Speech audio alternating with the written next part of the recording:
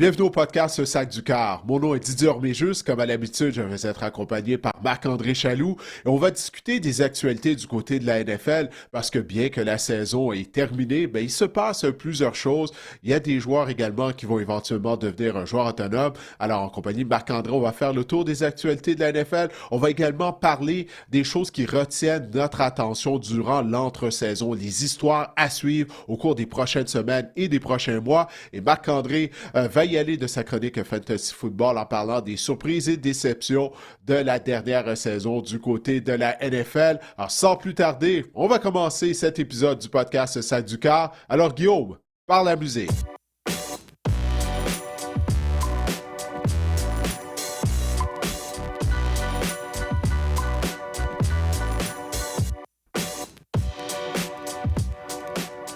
Marc-André, on a un épisode chargé. J'ai même oublié de dire que les gens vont pouvoir écouter ou regarder mon entretien avec Lionel Buton. Lionel est descripteur à la télévision française du football de la NFL et c'est également un amateur de hockey. Il a déjà séjourné à Montréal afin de couvrir Cristobal Huet à l'époque lorsque Huet était Wow. le gardien de but numéro un du Canadien de Montréal. Alors tout ça, ça va être à la fin de l'épisode, mon entretien avec Lionel. Mais tout d'abord, on va parler des actualités de la NFL parce que ça n'arrête pas, Marc-André. Là. Même si là, le Super Bowl est loin derrière nous, il s'en passe des choses du côté de la Ligue nationale de football. Loin derrière nous, Didier, moi je m'en allais plutôt dire, on est à peine remis de nos émotions, qu'on a encore plein de nouvelles, plein d'actualités NFL, ça n'arrête vraiment jamais. Et on commence par une nouvelle sur Kenneth Walker, le joueur par excellence du dernier Super Bowl, du Super Bowl 60. Mais tout porte à croire qu'il ne sera pas de retour avec les Seahawks. Les Seahawks n'utiliseront pas l'étiquette de joueur de concession sur Kenneth Walker. Donc, on devrait voir Kenneth Walker sous d'autres cieux en 2026. Écoute, c'est une grosse nouvelle, ça, Didier, là. Ouais, on va voir si ça sera effectivement le cas. Hein, parce que la NFL est tellement imprévisible à tous les niveaux, mais comme tu l'as dit, il semblerait que Walker ne sera pas de retour. Ça va être intéressant à suivre parce qu'il ne faut pas oublier que du côté des Seahawks, on a perdu les services de Zach Charbonnet, notre autre porteur de ballon. Lors des éliminatoires, ça se passait ça contre les 49ers de San Francisco. Alors, Charbonnet, tout porte à croire que lui, il ne pas prêt à commencer le début de la saison, étant donné qu'il a déchiré un de ses ligaments croisés antérieurs au mois de janvier. Alors, qui sera le porteur de ballon du côté des Seahawks? Est-ce qu'on va se rabattre sur le repêchage ou est-ce qu'on va mettre sous contrat d'autres porteurs de ballon si on n'est pas en mesure d'en venir une entente avec Kenneth Walker? Parce qu'il n'y a aucun doute que Walker, lui, va essayer de se faire sauter la banque. Il vient d'être sélectionné à titre de joueur par excellence du dernier Super Bowl. Alors, c'est certain, on sait là, que la carrière des porteurs de ballon, elle n'est pas très longue. Le temps est limité là, pour Kenneth Walker afin justement de faire de l'argent. Et il a un historique de blessures aussi. Hein? Marc-André, c'est la première fois cette saison, je crois que depuis le début de la carrière de Walker, qu'il n'a pas raté de match en raison de blessures. Le fait qu'on a partagé le champ arrière avec Zach Charbonnet cette année, je crois que ça l'a vraiment aidé à rester en santé. Il a démontré ce dont il était capable à la suite de la blessure à Charbonnet. Mais il y a quand même un facteur risque là, du côté des Seahawks où toute équipe va mettre sous contrat le joueur par excellence du dernier Super Bowl en raison de son historique de blessures. Ben, c'est exactement ça le point que je voulais amener, Didier. C'est parce que justement, il a été plus performant en limitant un peu ses opportunités, en partageant le travail. Donc, ça, sur le marché, j'imagine que des équipes vont être un peu peut-être réfractaires à le faire comme le signer ou à lui donner de l'argent d'un porteur de ballon de 3 essais qu'on peut utiliser sur tous les jeux. Et on dit du côté des Seahawks, et ça, c'est intéressant aussi, Didier, c'est sous l'ère John Schneider, les Seahawks ont utilisé seulement l'étiquette de joueur de concession 2 fois en 16 ans. Et on dit du côté des Seahawks qu'on prévoit repêcher un porteur de ballon, on disait lors de la deuxième journée. Le hic dans tout ça, Didier, par contre, c'est qu'en surface, du moins, ce n'est pas un super bon repêchage pour les porteurs de ballon en 2026, du moins sur papier. Ouais, position de porteur de ballon et de carrière, notamment pour le prochain repêchage, ce ne sont pas des grandes cuvées. Mais généralement, des porteurs de ballon qui arrivent de nulle part, il y en a à tous les ans. Hein. Porteurs de ballon recrues. On a juste à penser à Jacory Krosky Merritt lors de la dernière saison avec les Commanders de Washington, notamment. Donc ça, il y en a toujours. Je ne suis pas inquiet. La question, c'est Ça va être qui? Il faut les trouver au niveau de John Schneider et de ses dépisteurs. En passant, l'étiquette à Marc-André de joueur de concession à la position de porteur de ballon est de 14,2 millions de dollars. Pour les gens qui ne sont pas familiers avec l'étiquette de joueur de concession, bien, qu'est-ce qu'on fait? C'est que du côté de la NFL, on prend le salaire moyen des 5 joueurs les mieux payés à la position. On en fait une moyenne et c'est de cette façon qu'on détermine le prix de l'étiquette de joueur de concession. Donc, à la position porteur de ballon, 14,2 millions de dollars, c'est pas énorme en termes de salaire. En fait, c'est la deuxième plus basse étiquette de joueur de concession. Il y a les botteurs qui, eux, c'est à 6,8 millions de dollars. Et après ça, les porteurs de ballon, comme je viens de le dire. Et ensuite de ça, ben, c'est la position d'élite rapproché, Marc-André, à 16 millions de dollars par année. Alors, on va voir. Peut-être que ce sera une option pour Schneider pour seulement la troisième fois depuis qu'il est DG, comme tu l'as dit. Mais pour l'instant, d'après ce qui a été rapporté, on n'a pas l'intention d'utiliser l'étiquette de joueur de concession sur Kenneth Walker.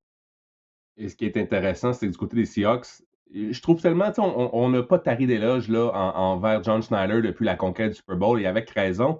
Et je trouve qu'on est intelligent du côté des Seahawks. Tu sais, on a parlé des Browns, là, à quel point qu'on n'a pas vu venir David Njoku, on aurait dû l'échanger pour quelque chose au lieu de le perdre pour rien. Écoute, on le sait que dans quelques années, du côté des Seahawks, JSN, l'année prochaine, on va vouloir assurément prolonger Jackson Smith et Njigba dans les prochaines. On risque de voir ça dans l'entre-saison si c'est possible. On sait que ça va nous coûter cher. On a parlé de cette défense dominante-là. Les Seahawks ont déjà publiquement dit qu'ils veulent établir la priorité, qu'ils ont des joueurs en défense à re-signer. On veut essayer de ne pas trop perdre de morceaux de notre dark side. Donc, je trouve vraiment que les Seahawks ont fait attention à notre argent. C'est intéressant. On essaie de prendre un ou deux coups d'avance aussi. Ça aussi, c'est le fun. On parle souvent d'Howie Roseman, le DG des Eagles, qui voit un ou deux coups d'avance. Même chose pour John Snyder. On le sait que ça va nous coûter cher, TSN. On sait qu'on va avoir d'autres joueurs à re-signer par la suite. Tu sais, Nick Emenwari, après son contrat recru, risque de coûter cher aussi. Je veux dire, on ne peut pas se permettre. Kenneth Walker, tu l'as dit, c'est un gars qui a eu de la misère à prendre en santé. C'est un gros risque. Je pense qu'on est intelligent là, du côté des Seahawks en ce moment. Ouais, il semblerait qu'il y a Tarek Woolen également, le demi de coin, que lui aussi, là, il semblerait, pourrait devenir un joueur autonome du côté des Sox de Seattle. Alors, en tout cas, on va suivre ça au cours des prochains jours, des prochaines semaines, si Walker sera de retour avec Seattle en 2026. Comme je le disais tout à l'heure, les choses, des fois, ont tendance à changer rapidement d'un côté comme de l'autre du côté de la NFL. Les Dolphins, Didier, ont fait le ménage. On a fait table rase. On s'essuie puis on recommence, comme on dit en bon Hmm. québécois. On a libéré Tyreek Hill, Bradley Chubb et James Daniel. Pour Tyreek Hill, évidemment, il a subi une déchirure du ligament croisé antérieur lors de la semaine numéro 4. Avec ces libérations-là, on libère également 30 millions là, du côté des Dolphins. Vraiment, les Dolphins, on est dans un processus de reconstruction, puis on va le faire pour de vrai et de la bonne façon. Je pense que, honnêtement, Didier, je pense que c'est une bonne décision du côté des Dolphins de refaire ça là, correctement. Pas de demi-mesure du côté de Non, Miami. exact. On ne fait pas les choses à moitié. On a congédié Chris Greer, l'ancien DG, durant la saison. Après ça, on a congédié Mike McDaniel. Donc, c'est ça. Là. Je pense que c'est la chose à faire. C'est ça qu'on a besoin du côté des Dolphins de Miami. Il faut repartir à neuf, comme tu l'as dit. Puis pour Tyreek Hill, c'est pas juste une déchirure à ligament croisé antérieur. Souviens-toi, il avait disloqué également son genou. Donc, il y avait eu d'autres dommages à son genou. Puis la question que je me pose, c'est est-ce qu'il sera même en mesure de poursuivre sa carrière sur un joueur qui a toujours misé sur sa vitesse? On s'entend, ça a toujours été la force de Tyreek Hill depuis qu'il avait été repêché par les Chiefs de Kansas City. Il a toujours été un des joueurs les plus rapides. C'est pas le joueur le plus rapide de la NFL. Là, il va avoir 32 ans, Marc-André. Après cette blessure-là, on peut vraiment se demander s'il va pouvoir retrouver la forme, si même il sera en mesure de poursuivre sa carrière. Via les réseaux sociaux, il a dit qu'il allait être de retour, mais les athlètes vont toujours dire ça. Mais il y a des sérieuses questions à avoir face à l'avenir de Tyreek Hill. Je sais que son nom a déjà été jumelé avec les Chiefs, comme quoi il pourrait Mhm. effectuer un retour Le à Kansas retour. City. Ouais, le retour ouais, de l'enfant terrible. Mais d'abord et avant tout, est-ce qu'il va être en mesure de poursuivre sa carrière? Moi, c'est la chose numéro un. Son état de santé à Tyreek Hill, comme je l'ai dit, c'est pour un joueur qui mise énormément sur sa vitesse. Là, on n'a même pas parlé de tous les problèmes qu'il a constamment à l'extérieur du terrain. Tu sais, les équipes ont été patientes, que ce soit les Chiefs qui avaient pris une chance en le repêchant, parce que lui, il a un historique qui remonte même lorsqu'il était à l'université. Il y a une raison pourquoi Tyreek Hill a juste été un choix de 5e ronde, malgré tout son talent. Donc là, il y a ça à prendre en considération, M. Marc-André. Tu le sais, là, euh, à toutes les saisons mortes, il y a tout le temps des histoires qui sortent sur Tyreek Hill au niveau d'arrestation ou d'autres problèmes. Là, son niveau de talent a diminué à la suite de cette blessure-là en raison de son âge. Donc, est-ce que les Chiefs seraient réellement intéressés à l'amener dans leur vestiaire ou toute autre équipe de la NFL, sachant qu'il sera probablement plus le joueur d'impact qu'il a été par le passé, mais là, qui va amener tous les bagages avec lui, là, tous les problèmes qu'il a eu depuis le début de sa carrière en plus. C'est pas un adepte, Didier, de la dernière danse des Chiefs, là, avec Mahomes, Kelsey, Hill, Eric Bieniemy, qu'on a ramené également. Ouais, on a ramené, ouais. Le dernier On, tour de on est loin de piste, la dernière une danse dernière des fois. Bulls de Chicago, là, en 98. Non, on est loin de la dernière danse des Bulls de Tu Michael y crois Jordan. pas? Tu y crois pas? D'accord. Non, je crois pas. Euh, Non, écoute, faut pas faire les choses à moitié. On vient de parler des Dolphins. À un moment donné, il faut que tu tournes la page. Il faut que tu passes à autre chose. Je pense que du côté des Chiefs, c'est une occasion. Là, tu sais, on s'en était parlé lorsque Mahomes s'est blessé. C'est une occasion pour repartir la dynastie d'une certaine façon. Là, tu sais. Peut-être même d'échanger Chris Jones aussi, là, afin de voir si on peut obtenir des choix au repêchage de son côté. En tout cas, moi, ce serait la chose à faire du côté de Kansas City. Vraiment d'entourer Mahomes avec un nouveau noyau, puis voir si on peut se remettre à gagner, si on peut se remettre à être présent lors du match du Super Bowl régulièrement, comme on l'a fait depuis le début de sa carrière. J'avais une note sur James Daniels. Là, c'était l'une des signatures les plus importantes des Dolphins lors de l'entre-saison. Il s'est blessé sur le troisième jeu de la première semaine. Puis Ben oui. une déchirure du pectoral, une blessure au pectoral qui a fait rater toute la saison. C'est un peu dommage là aussi pour les Dolphins, mais comme tu l'as dit, là, même chose pour Bradley Chubb. Il a quand même connu 8,5 sacs en 2025. C'est pas mauvais. Mais écoute, les Dolphins, on veut le faire ça correctement, on veut faire ça de la bonne manière. Et on va reparler de Tua plus tard là, dans nos histoires à surveiller aussi. Ça pourrait être un autre Le élément là, du prochain. côté des Dolphins. Exact. À prendre la porte. Le prochain à quitter Miami, ouais. Ben, il y a Jalen Waddle, je sais pas si tu as vu ça. Jalen Waddle, lui, qui a tweeté, ben, c'est ça, qui souhaitait être libéré lui aussi. Là. Lui, il est prêt à passer à autre chose. Encore une Ouais. fois, Waddle, c'en a un autre joueur qu'on aurait pu échanger avant la date limite des transactions. La même chose avec Bradley Chubb. Tu viens de mentionner le nom de Chubb. Tu sais, on aurait pu l'échanger à la date limite des transactions, obtenir un choix repêchage en retour. Puis là, on se retrouve les mains vides du côté des Dolphins de Miami. C'est une bonne chose d'abord que Mike McDaniel ne faut pas rester. Là. Il y a juste Devon Chan en ce moment dans l'attaque à peu près des Dolphins. Ouais, c'est pas mal ça, hein, ouais. Et Darren Waller, toujours sous contrat. Je sais Euh, pas, hein, est-ce qu'il est encore sous 43 contrat? ans. Non, mais, ouais, non, gars, je fais des farces avec Waller. Mais Jalen Waddle, tu sais, il a une valeur. Tu sais, une équipe comme les Bills, je sais, sont au même sein de la division, mais les équipes qui sont à la recherche d'un receveur de passe, je ne sais pas si financièrement avec le contrat de Waddle, là, ça peut se faire, mais les Steelers de Pittsburgh notamment, imagine-toi si tu pouvais jumeler Waddle à DK Metcalf. Alors, moi, je pense que Waddle va être en demande, hein, puis il n'est pas vieux non plus. Il y a plusieurs équipes qui ont besoin de receveurs de passe. C'est une valeur sûre, là, comparativement à repêcher un jeune receveur. Là, tu ne sais pas s'il va se développer, s'il va être en mesure de s'ajuster à la NFL. En tout cas, moi, personnellement, à Jalen Waddle, je donnerai un petit coup de fil aux Dolphins pour voir qu'est-ce qu'on aimerait recevoir en échange du rapide receveur. L'affaire, c'est que c'est un bon repêchage pour les receveurs de passe cette année. On en prévoit peut-être 5-6 en première ronde. C'est que les équipes vont attendre là, avant de téléphoner pour ce genre de joueurs. On veut voir peut-être comment que le repêchage va se dessiner du côté des équipes. Ça peut être intéressant, ça aussi. Mhm. Ouais, bien d'accord. Les Derek Carr, Didier, a mentionné qu'il Ah, sortirait de sa retraite pour se joindre à une équipe qui aspire à participer au Super Bowl. Moi, j'ai trouvé ça bien rigolo, Didier, parce qu'une équipe qui participe, qui aspire au Super Bowl, normalement, son corps arrière est déjà bien en selle. Donc, ça va être difficile vraiment de faire jumeler les deux, là, Didier, du côté de Derek Carr. écoute, j'ai pensé la même chose lorsque j'ai vu ça.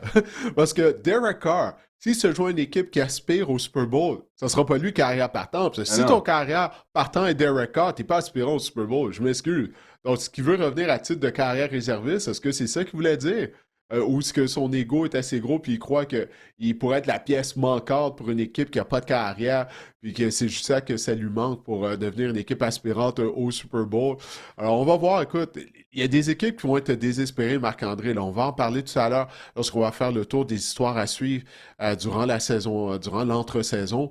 Mais il y a plusieurs équipes qui n'ont pas de carrière, au moins 7 à 8 équipes, là, je regardais ça, dont on n'a aucune idée qui sera la carrière lors de la première semaine d'activité de la saison 2026. Mais Derek Carr, s'il se joint à une équipe qui aspire au Super Bowl, ça va être comme carrière réservée, ça. C'est pas lui qui va rendre une équipe aspirante au Super Bowl. Ça, je suis pas mal convaincu de ça, là. Sa carrière a été assez longue, qu'on sait exactement à qui on a affaire lorsqu'on parle de Derek Carr. La machine à rumeurs est partie, évidemment, dans le cas de Derek Carr. L'entraîneur des Carr des Jets de New York, c'est Bill Musgrave, qui était le coordonnateur offensif des Raiders en 2015-2016, les 2 années où Carr a connu ses meilleures saisons dans la NFL. Donc, il y a beaucoup d'observateurs qui pensent que Derek Carr pourrait joindre les Jets, mais écoute, ses aspirations au Super Bowl sont nulles là, Ben non, s'il veut c'est être les ça. Jets. Mais bref, il y a un lien là, qu'on pourrait voir peut-être avec les Jets. Et honnêtement, les Jets, c'est une équipe qui n'a pas de corps arrière, qui en aurait besoin. Moi, je pense pas que Derek Carr, c'est un excellent corps arrière de toute façon, mais je pense qu'il est un corps arrière partant dans la NFL. Mais les Jets, peut-être. Là, ça pourrait venir aider les Jets, je pense, si on cherche peut-être un peu plus de stabilité là, à la position de quart. Mais encore là, on est loin de même penser aux éliminatoires. Marc-André, si tu es Derek Carr, est-ce que tu sors de la retraite pour te Non. joindre aux Jets? De toutes les équipes, les Jets, il l'a dit, il veut joindre à une équipe qui aspire au Super Bowl. Ça ne sera pas les Jets en 2026, ça c'est certain. Selon le reporter, oui, Todd Archer, le reporter Todd Archer de ESPN, le receveur George Pickens aurait été mis à l'amende par les Cowboys à plusieurs reprises lors de leur dernière saison. On dit que George Pickens, Didier, avait été en retard à plusieurs réunions d'équipe et j'ai aimé Hmm. vraiment la réaction de Jerry Jones. Je ne sais pas si tu as lu à ce sujet-là, qui a dit qu'il y a Ouais. des choses plus importantes que d'être à l'heure dans la vie. Tant qu'il est un bon coéquipier, c'est correct, il peut arriver en retard. Jerry, Jerry, Jerry, Jerry, Jerry, Jerry. Franchement, on ne dit pas des choses comme Ben, ça, premièrement. Vas-y, Didier. non, ben j'allais dire, dans ce cas-là, Jerry, pourquoi tu lui as fait un contrat à long terme d'abord? Si c'est pas si grave que ça. Tu sais, parce que Mm. souviens-toi, lors des dernières semaines, on a des auditeurs du podcast qui nous avaient écrit, qui nous demandaient est-ce que les Cowboys vont faire une offre de contrat à long terme à George Pickens, étant donné qu'il a connu vraiment une très belle saison à sa première campagne dans l'uniforme des Cowboys de Dallas. Ben voilà, là on sait pourquoi on est hésitant du côté des Cowboys. Il ne faut pas oublier tout l'historique que George Pickens a. Lorsqu'on remonte même à sa carrière avec les Bulldogs de l'Université de Georgia, il a un comportement difficile. On se souvient tous de ses phrases lorsqu'il jouait avec les Steelers. Ça a été moins pire lors de la dernière saison sur le terrain avec les Cowboys. Mais là, on se rend compte, on apprend que c'est ça. Il arrive régulièrement en retard aux réunions. Donc, il y a encore du chemin à faire en termes de maturité, clairement, du côté de George Pickens. Je peux comprendre que les Cowboys, eux, il semblerait, d'après ce qui a été rapporté, on pourrait lui appliquer l'étiquette de joueur de concession. Ça fait une dizaine d'années, depuis 2015, que les Cowboys n'ont pas utilisé l'étiquette de joueur de concession. La dernière fois qu'ils l'avaient fait, c'était pour un autre receveur de passe. C'était Dez Bryant à l'époque, Marc-André. Mais c'est ça, écoute, l'étiquette de joueur de concession essentiellement sur un contrat d'1 an. Ça ne nous lie pas à long terme avec un joueur. Puis je pense que ça serait la chose à faire du côté des Cowboys. Je ne sais pas ce que tu en penses, mais se marier à George Pickens pour 3 4 ans, alors qu'il y a encore des signes d'immaturité de sa part, je pense pas que ça serait une sage décision de la part des Cowboys. Puis j'ai dit dans une autre édition du podcast que CD Lamb commençait à vieillir. Puis j'ai été voir parce que je vais vous reparler de George Pickens dans mon segment Fantasy tout à l'heure. Puis il a juste 26 ans. En fait, il va avoir 27 CD Lamb au mois d'avril. Donc il est quand même dans l'apogée de sa carrière, on peut dire ça comme ça. Moi La aussi, je serais fleur de réticent. l'âge. Exactement. Moi aussi, je serais réticent à accorder un contrat à long terme à George Pickens. J'ai l'impression que, écoute, on a parlé d'entourer ce genre de joueur-là la semaine dernière. Je me souviens pas de qui on parlait, Didier, mais c'est exactement ça. Si tu donnes un contrat de 3-4 ans à George Pickens, je veux avoir, à la limite, une garde rapprochée, là, qui surveille ses faits et Oui, gestes, des amis avec une bonne tête, je sais pas, là, mais il faut entourer ce joueur-là pour qu'il soit à l'heure dans les meetings, pour que son éthique de travail change. C'est vraiment ça le problème de George Pickens, parce qu'il a tout le talent du monde, comme tu l'as dit, mais c'est son éthique de travail Puis ils répondent des choses comme: «Il y a des choses plus importantes que d'être à l'heure, franchement». Moi, je connais plutôt le dicton qui dit: «Être à l'heure, Didier, c'est déjà être en retard». Dans la vie, il faut que tu sois en Ouais, avance. mais tu sais, Marc-André, il faut toujours prendre avec un grain de sel certaines des choses que Jerry Jones dit. Jerry, il veut faire le spectacle, il veut faire parler de ses Cowboys. Regarde, ça a marché. Tu vois, on parle justement de son commentaire qu'il a tenu à l'endroit de George Pickens. Mais c'est ça, Jerry, là. C'est un maître dans l'art là, du marketing, de faire parler des Cowboys pour les bonnes et les mauvaises raisons. Lui, il veut juste qu'on parle des Cowboys. Alors, mission accomplie, Jerry.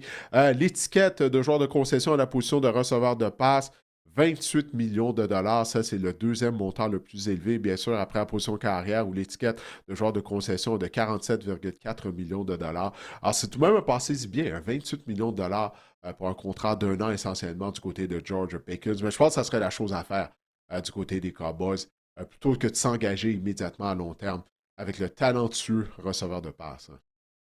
On a beaucoup de trous en défense aussi à combler là, du côté des Cowboys avant. On n'avait pas la pire défense de l'histoire de la NFL ou Oui, pas ou l'une des pires défenses. Peut-être aussi c'est vrai, regarder de hein? l'autre côté du ballon, ça pourrait être, une option judicieuse. Parlant d'options judicieuses, Didier, selon Cameron Wolfe de NFL Network, les Jaguars auraient l'intention d'utiliser Travis Hunter principalement à la position de demi de coin la saison prochaine. Décision judicieuse selon toi, Didier?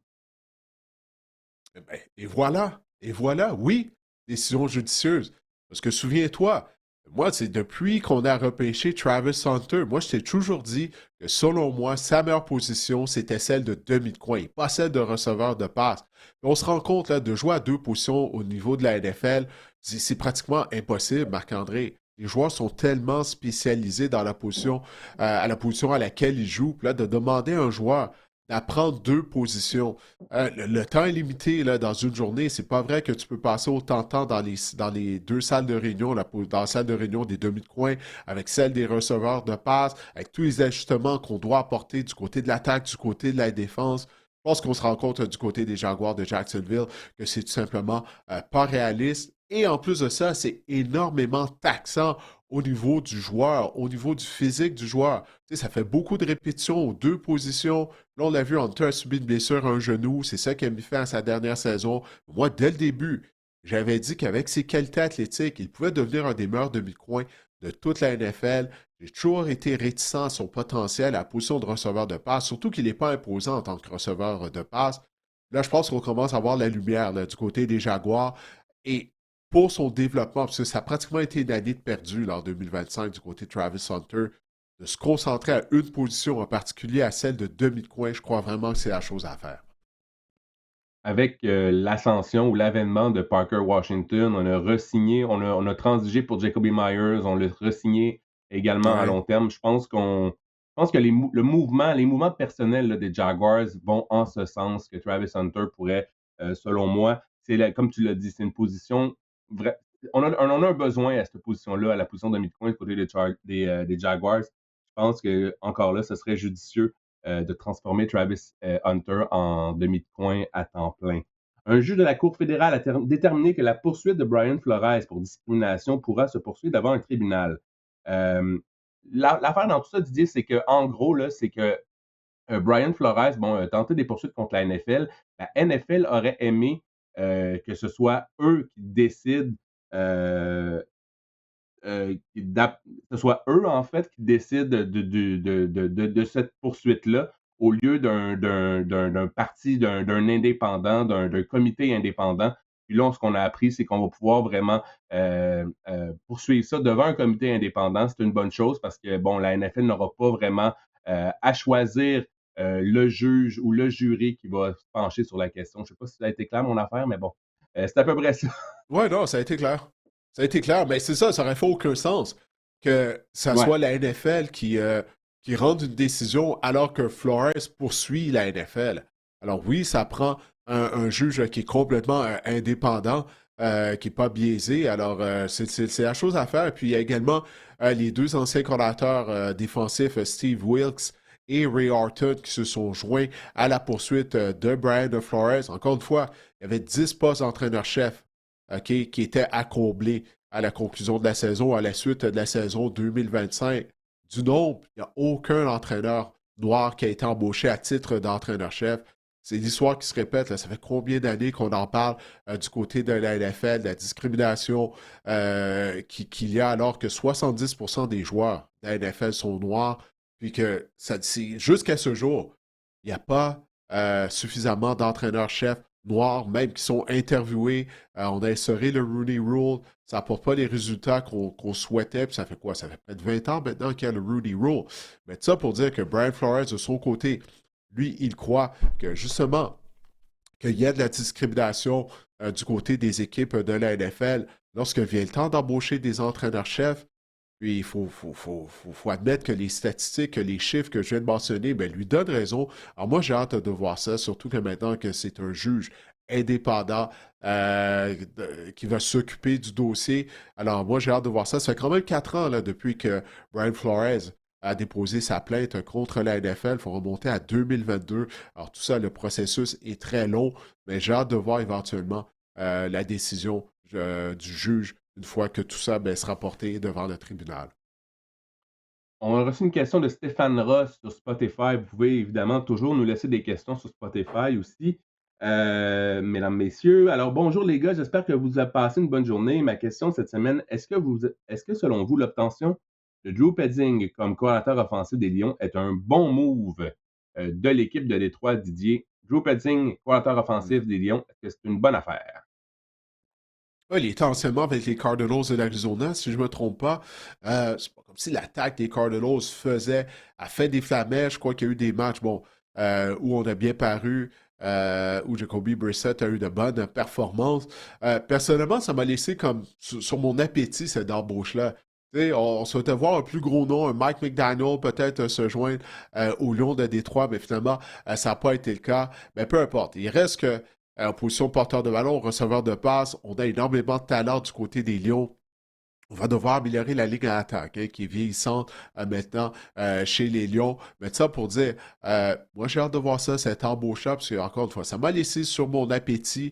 J'ai hâte de voir ça. Il ne faut pas oublier que Campbell, lui-même, bon, il a un background en attaque. Dan Campbell, j'imagine qu'il va donner un coup de main à son nouveau coordonnateur. Mais moi, ça m'a laissé sur mon appétit. Je ne sais pas ce que tu en penses de cette embauche-là, mais j'aurais préféré voir peut-être quelqu'un qu'on connaît plus, mais ça ne veut pas dire qu'on n'aura pas de succès afin de relancer notre attaque à Détroit.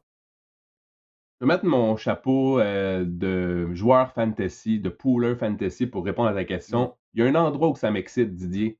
C'est que Drew Petting, les attaques au sol des Cardinals de l'Arizona, au cours, pas l'année dernière parce qu'on a eu des blessés, James Conner, Trey Benson, entre autres, mais au cours des 2 années précédentes, on était parmi l'une des meilleures de la NFL et James Conner avait tout le loisir, là, toutes les portées de la terre qu'il voulait dans cette attaque-là. Et je pense que pour Jahmyr Gibbs, ça peut être excellent, cette nomination-là. Je ne sais pas ce qu'on va faire encore, quel sort on réserve à David Montgomery du côté des Lions, mais quand même, si Jahmyr Gibbs est le seul porteur de ballon dans cette attaque-là, avec le schéma tactique des courses ou au sol de Drew Petzing, je pense que ça pourrait faire des flamèches. C'est ça qui m'excite dans cette nomination-là, Didier. Ouais, on va devoir repêcher un autre porteur de ballon ou peut-être en signer un via le marché des joueurs autonomes. Tout porte à croire que David Montgomery ne sera pas de retour à Détroit la saison prochaine.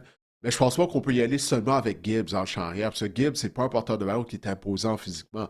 Donc, à un certain moment donné, tu ne veux pas lui demander de tuer au ballon 350 fois par année. Donc, ça va être quelque chose d'autre qu'on va devoir surveiller, là, avec qui on va jumeler Gibbs dans le champ arrière si Montgomery n'est pas de retour la saison prochaine du côté des Lions. Mais c'est un bon point que tu amènes. Parce qu'avant les blessures aux porteurs de ballon des Cardinals lors des dernières saisons, effectivement, on avait un jeu au sol qui était très robuste du côté des Cardinals. C'est peut-être la seule bonne chose qu'on faisait bien Oui. en Arizona. Donc, ouais, si on peut amener ça à Détroit, c'est sûr que ça sera quelque chose de positif du côté de l'attaque des Lions.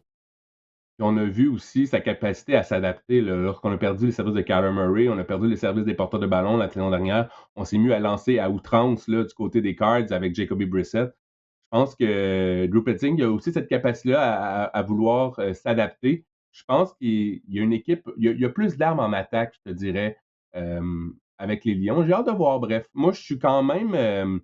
Je- ça me laisse pas sur mon appétit, mais je suis quand même curieux. Je vais dire ça comme ça. Je pense pas que c'est une excellente Ouais. embauche, mais je suis quand même curieux de voir qu'est-ce que ça peut donner.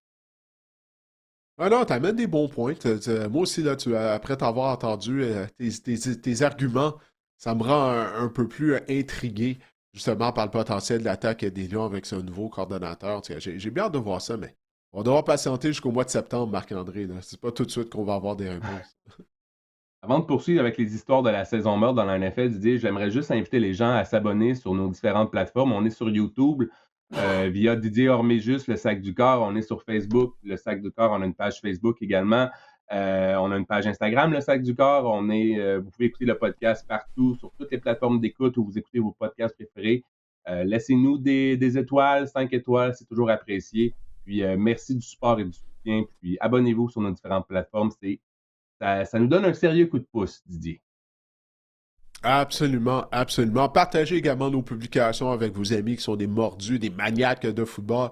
Nous, on n'arrête pas, même durant la saison morte de la NFL, durant la saison morte de la Ligue canadienne. Bon, on est là de façon hebdomadaire. Il y a toujours quelque chose à discuter du côté de la NFL en particulier. Parlons maintenant des corps arrière, là, des histoires à surveiller. Le jeu de la chaise musicale de cette entre-saison, Didier. Commençons Mhm. par Malik Willis. Est-ce que Malik Willis fera sauter la banque? Il y a des rumeurs. Vous êtes à la recherche d'un contrat de 2 ans de 40 millions de dollars, donc 20 millions par année. Tout indique ou tout le monde, tous les observateurs font un lien naturel entre les Dolphins, qui sont ses anciens patrons chez les Packers, et Malik Willis. Didier, t'en penses quoi? Ouais, j'ai bien hâte de voir ça. Est-ce qu'il va y avoir une surenchère là, à l'endroit de Malik Willis? Parce que lorsqu'on regarde ça, Marc-André, il n'y a pas grand-chose sur le marché des joueurs autonomes à la position de carrière. Là. Clairement, Willis est le meilleur quart qui sera disponible. Mais moi j'ai hâte de voir ça. Parce que Willis a démontré des bonnes choses lors des 2 dernières saisons, depuis en fait qu'il s'est joint aux Packers de Green Bay. Mais est-ce que c'est pas dû au système de Mike Lafleur, tu sais, les succès qu'il a eu? Donc ça, c'est quelque chose à surveiller là, au niveau du mariage entre Willis et le système offensif de l'équipe avec laquelle il va se joindre. Puis également le niveau de talent de cette équipe-là. Tu sais, à Green Bay, il était très bien entouré. On sait à quel point l'attaque des Packers, elle est talentueuse. Mais il n'y a aucun doute qu'il va y avoir énormément d'intérêt pour Malik Willis parce que c'est pas juste en termes des joueurs autonomes, là, potentiels à position de carrière où c'est pas très relevé, mais même au niveau du repêchage. Tu sais, moi, personnellement, je crois qu'il y a juste un Fernando Mendoza que ça vaut la peine qu'il soit repêché en première ronde. On verra si un deuxième carrière, peut-être un Ty Simpson, sera repêché lors de la première ronde, mais je ne peux pas envisager plus de 2 carrières là, être repêché en première ronde. Puis après ça, c'est ça, là, on tombe dans quoi, là? Kyler Murray, peut-être? Puis là, bon, il est sous contrat Kirk présentement avec les Cousins. Cardinals de l'Arizona. C'est ça, Kirk Cousins, qui lui va avoir 38 ans. Aaron Rodgers va avoir 43 ans. Tu sais, c'est vraiment pas relevé à la position de carrière. Alors, tout ça pour dire que oui, Malik Willis va faire sauter la banque. Tu parlais de 2 ans, 40 millions de dollars. Je serais pas surpris s'il se prend empocher même jusqu'à 25 millions de dollars la saison prochaine, parce qu'il va sûrement avoir plus d'une équipe qui sera intéressée à ses services une fois que le marché des joueurs autonomes va commencer. C'est fou à quel point Malik Willis, c'est un autre exemple de à quel point on tire la plug rapidement dans la NFL. On a vu l'exemple parfait, c'est Sam Darnold qui vient de gagner le Super Bowl. Je veux dire, Malik Willis a passé quoi? Son contrat, 2, 3 ans avec les Titans, ça n'a pas fonctionné. Il sortait quand même de Liberty, là, qui était un collège quand même de. Une petite école, oui. Ouais, exact. Pas un collège de renom, d'une université de renom. Puis là, Malik Willis, tu vois, des fois, ça peut prendre plus de temps, un corps arrière. Là. Geno Smith, ça a été pareil aussi. Geno Smith, il a quand même connu des bonnes saisons, mais ça a été long. Je veux dire, c'est un autre exemple à quel point, des fois, les équipes, on veut des résultats maintenant. C'est quand même fascinant. On repêche un corps arrière comme Mendoza ou comme, je sais pas moi, Bryce Young. On l'envoie dans la mêlée, dans la fosse au lion rapidement, la première année, parfois. Même chose pour JJ McCarthy, là, il s'est blessé, mais quand même, on l'envoie dans la fosse au lion. On lui donne pas le temps de s'adapter, pas le temps de s'adapter à la réalité de la NFL, au jeu, à la vitesse. Puis on tire la plug, on passe au suivant. C'est fascinant à quel point la position carrière, les équipes veulent des résultats immédiats. Puis c'est parfois, il faut faire preuve de patience. Puis écoute, l'exemple ultime, c'est Sam Darnold qui est obligé de patienter X nombre d'années, qui a finalement gagné un Super Bowl.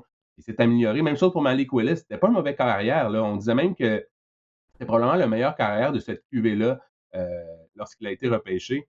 Ça a juste pris un peu plus de temps. Puis, moi, je pense aussi qu'il va connaître du succès comme corps partant, Didier. Ouais, la seule chose dans le cas de Willis, l'échantillon demeure petit. Tu sais, c'est quoi? Il a 6-7 départs en carrière. Il a bien paru, comme je le disais tout à l'heure, depuis qu'il s'est joint aux Packers de Green Bay. Mais il y a un historique, tu sais, Marc-André, là, de carrière qui ont fait sauter la banque, le marché des joueurs autonomes, après qu'ils aient obtenu quelques départs, puis ils avaient bien joué. Le premier nom qui me vient en tête, ça fait longtemps, mais je ne sais pas si tu te souviens de Matt Flynn. Justement, ancien Mhm. carrière réserviste des Packers de Green Bay.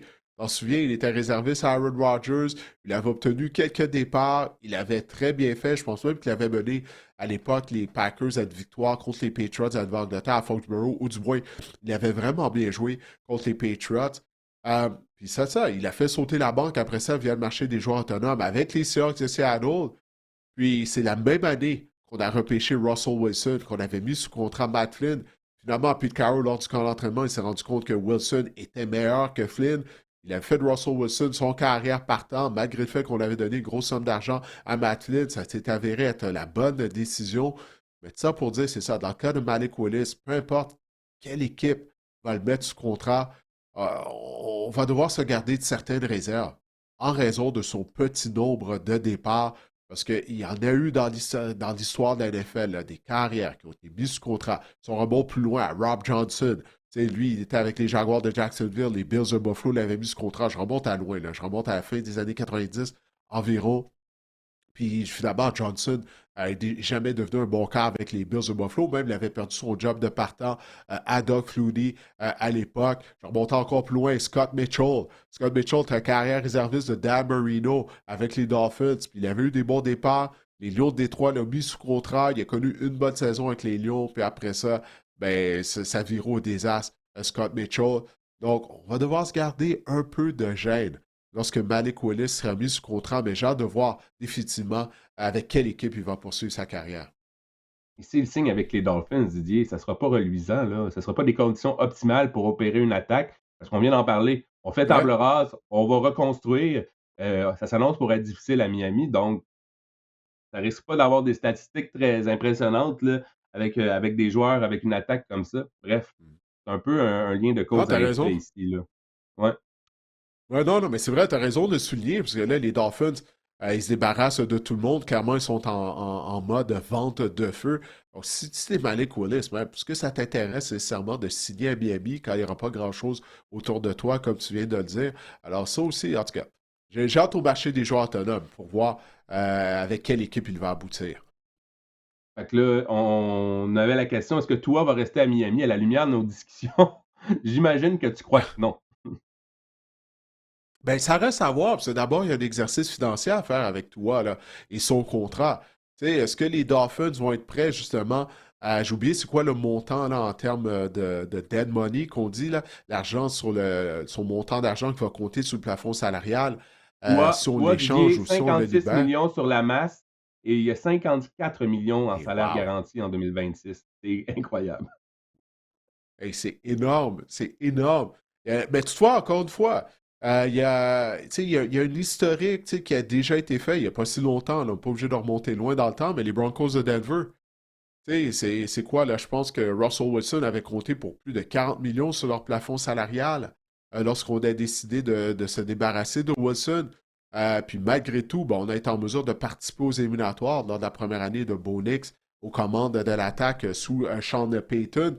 Toutefois, les Broncos avaient une bien meilleure équipe que qu'est-ce que les Dolphins vont avoir en 2026. On n'était pas en mode vente de feu, mais ça pour dire qu'on a déjà vu ça, une équipe dire, regarde, on va avaler le salaire pendant une année, puis après ça, on passera à autre chose. Alors peut-être que du côté des Dolphins, on sera prêt à le faire, parce que si c'est pas ça, puis si Malik Willis ne veut pas signer à Miami, qui sera notre carrière? Là, on va devoir se rabattre sur quoi? Sur Zach Quinn Wilson, Ewers. Quinn Ewers.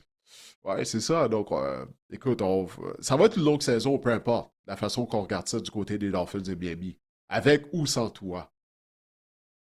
Qu'est-ce que les Vikings vont faire, Didier, avec JJ McCarthy et la position de corps arrière? Ah, ça, c'est une autre bonne question, ça. C'est un autre dossier à suivre durant la saison morte. Écoute, on a investi un choix de première ronde en J.J. McCarthy.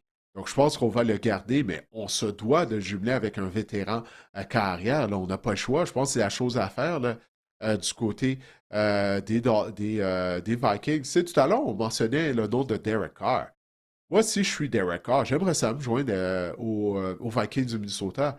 Tu sais, tu vas te retrouver à lancer des passes à Justin Jefferson notamment. Bon, Dieu seul sait qu'est-ce qui va arriver avec Jordan Addison, étant donné qu'il a été arrêté encore une fois il y a quelques semaines. Lui, clairement, il n'est pas fiable. On ne peut pas se fier à lui. Mais les Vikings, avec tous les déboires qu'ils ont eu à la position de carrière, ils ont quand même terminé avec une fiche gagnante, 9 victoires et 8 défaites.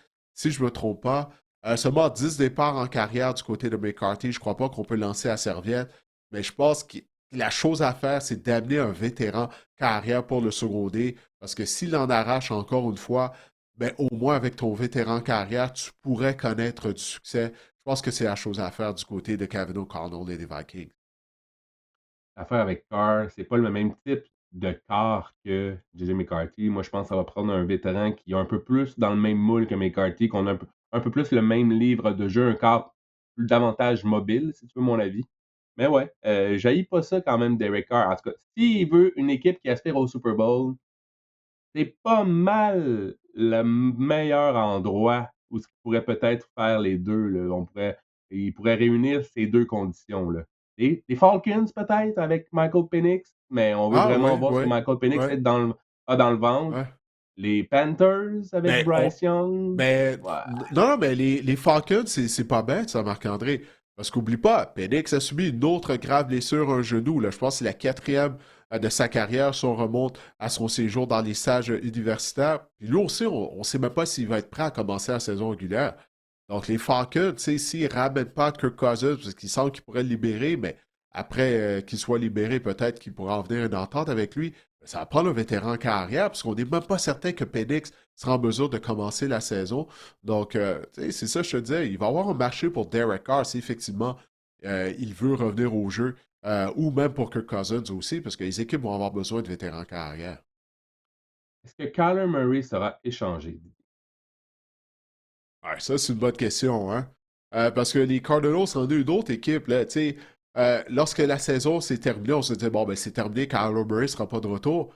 OK. Mais là, qui va être le carrière partant des Cardinals? Est-ce qu'on va se rabattre encore une fois sur Jacoby Brissett? J'ai vu des rumeurs, tu sais, qu'il envoyait peut-être avec les Vikings du Minnesota, mais peu importe, Marc-André, là, mets-toi dans la peau des partisans d'une des équipes où Kyler Murray pourrait aboutir. Est-ce que tu seras en confiance si ton équipe complète une transaction pour amener Murray au sein de l'organisation ou s'il est libéré, puis là, on le signe à titre de joueur autonome? Personnellement, moi, je trouve pas ça très excitant, là, l'arrivée de Kyler Murray.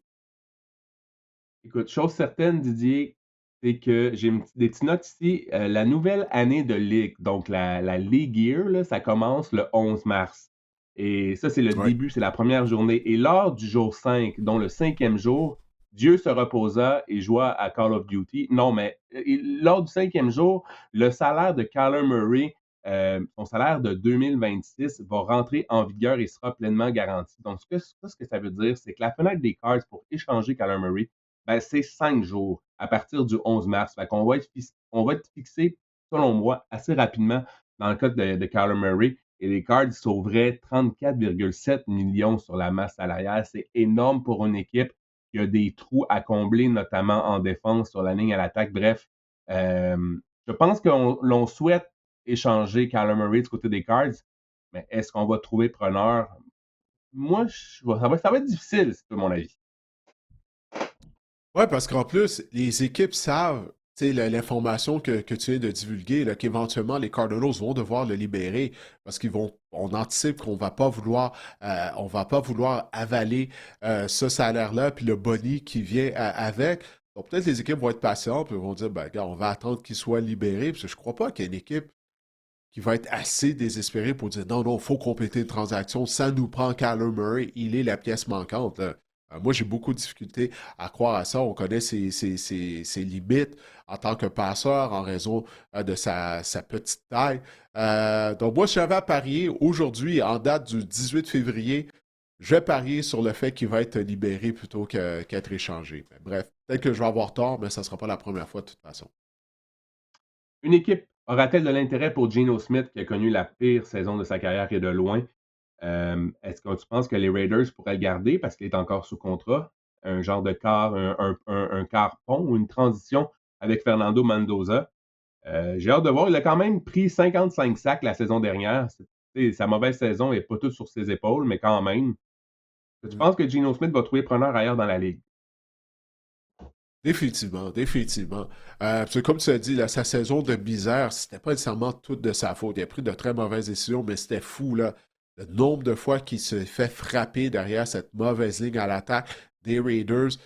Écoute, les Vikings du Minnesota, on vient d'en parler. Pourquoi pas avoir Geno Smith qui va seconder J.J. McCarthy, puis si McCarthy joue mal, ben, tu peux insérer Geno Smith au sein de la formation partante. Tu as parlé des Falcons d'Atlanta également, qui ont besoin de vétérans carrière. Donc, il va être en demande. Il va refaire surface éventuellement Geno Smith. La question est de savoir où, dans quelle ville, pour quelle organisation. Je ne crois pas que ça va être avec les Raiders, bien que, comme tu l'as dit, ce ne serait pas une mauvaise chose, justement, que Mendoza apprenne derrière Geno Smith.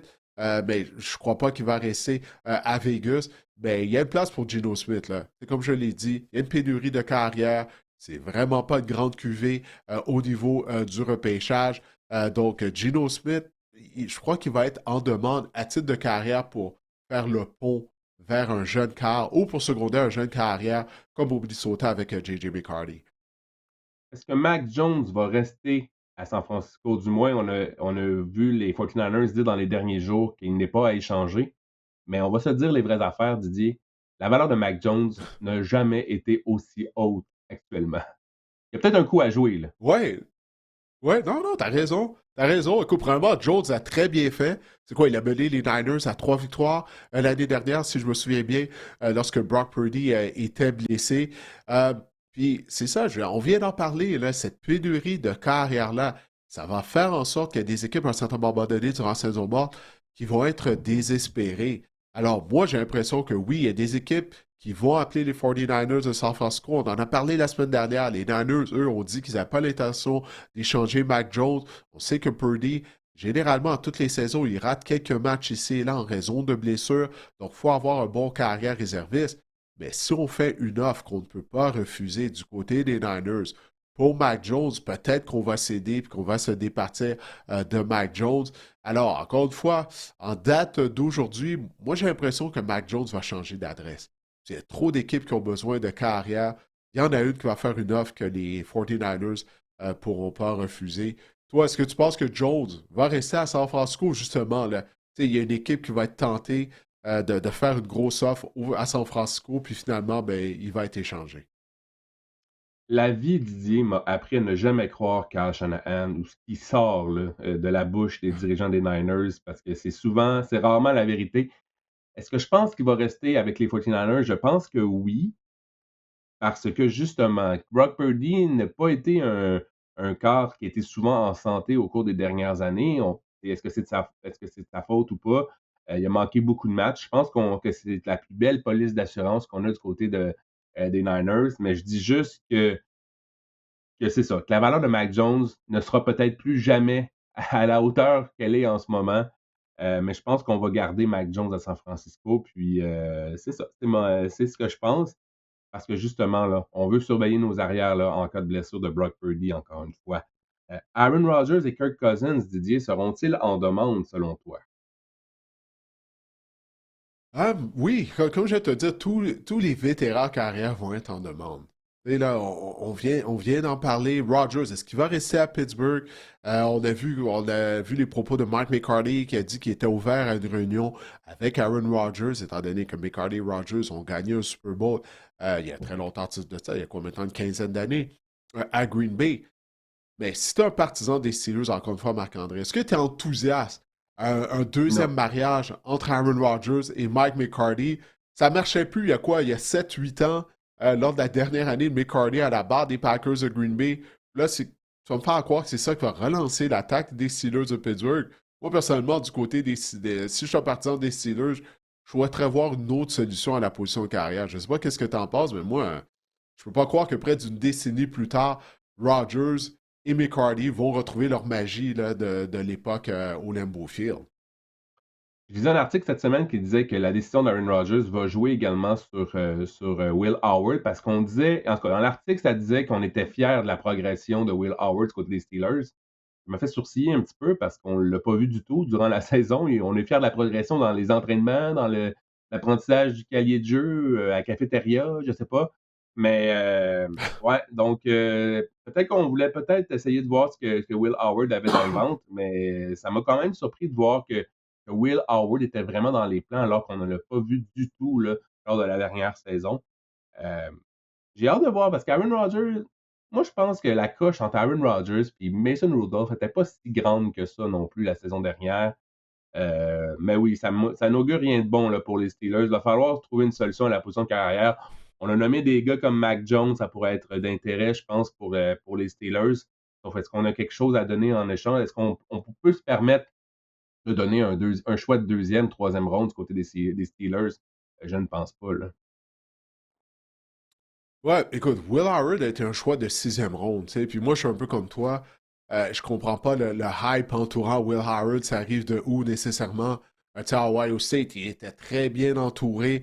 Ohio State, qui année après année possède généralement le meilleur groupe de receveurs de passe de tout le football universitaire. Tu sais, tu parles de receveurs qui sont repêchés en première ronde, ils arrivent dans la NFL, puis ils produisent immédiatement.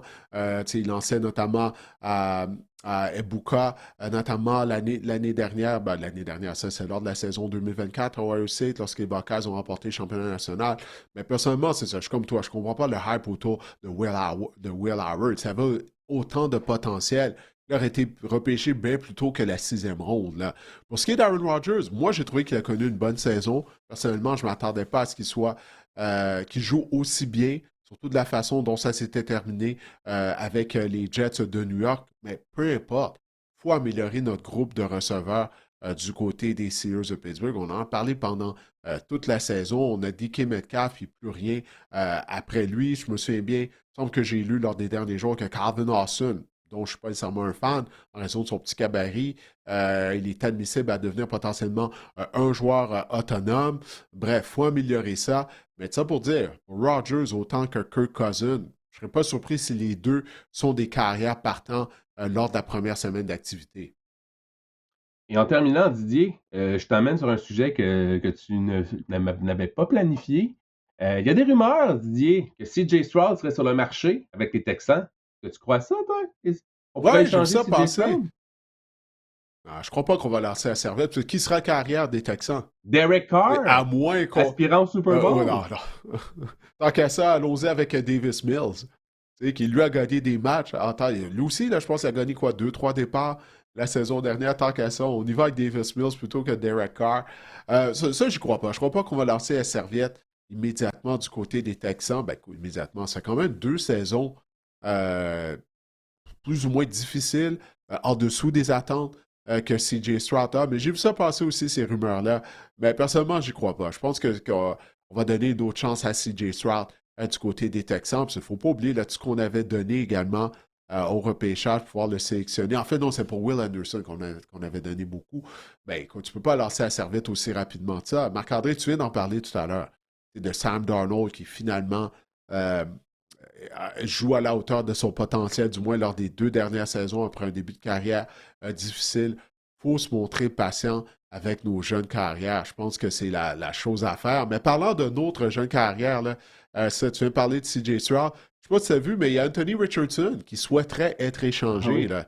Le carrière des Colts d'Indianapolis. Ouais, surtout si Daniel Jones est de retour. Lui, il aimerait avoir l'opportunité de relancer sa carrière dans une autre ville. Ça aussi, ça va être à surveiller. Puis est-ce que même les Colts vont vouloir se départir de Richardson? Parce que dans le cas de Daniel Jones, lui aussi, c'en a un autre. On va devoir voir tout d'abord s'il sera prêt à commencer la saison à la suite de la déchirure à tendon d'Achille qui a mis fin à sa saison 2025. J'ai hâte de voir. Anthony Richardson, c'est un autre nom, mais pour revenir à CJ Stroud, j'aimerais ça qu'on lui donne deux, trois bons joueurs de ligne, là, puis savoir un peu ce qu'il peut faire derrière une ligne à l'attaque potable. Puis pour Anthony Richardson, c'est sûr que on parle d'un gars qui a des qualités athlétiques exceptionnelles, mais est-ce qu'il est capable d'être un corps arrière et un corps arrière partant dans la NFL? Ça a toujours été ça la question, finalement, Didier. Là. Oui, oui, écoute, il n'y a personne qui m'en doute ses qualités athlétiques, mais C'est ça, on n'a toujours pas de réponse. Afin de savoir si Non, Richardson est de calibre à être un carrière partant. C'est dommage qu'il se soit blessé parce que avec la blessure de Daniel Jones, là, on aurait eu un plus gros échantillon. On aurait pu voir s'il a progressé. Là, malheureusement, il était encore une fois blessé. Puis ça, c'est l'histoire de sa carrière, là, les nombreuses blessures. Bref, tout ça, ça va être des dossiers à suivre à la position de carrière au cours des prochaines semaines, puis même au cours des prochains mois. Parce que pour certaines équipes, j'ai l'impression que tout ça, là, ça va traîner après le repêchage jusqu'au mois de juin même, afin de savoir qui sera leur carrière numéro un lors de la première semaine d'activité.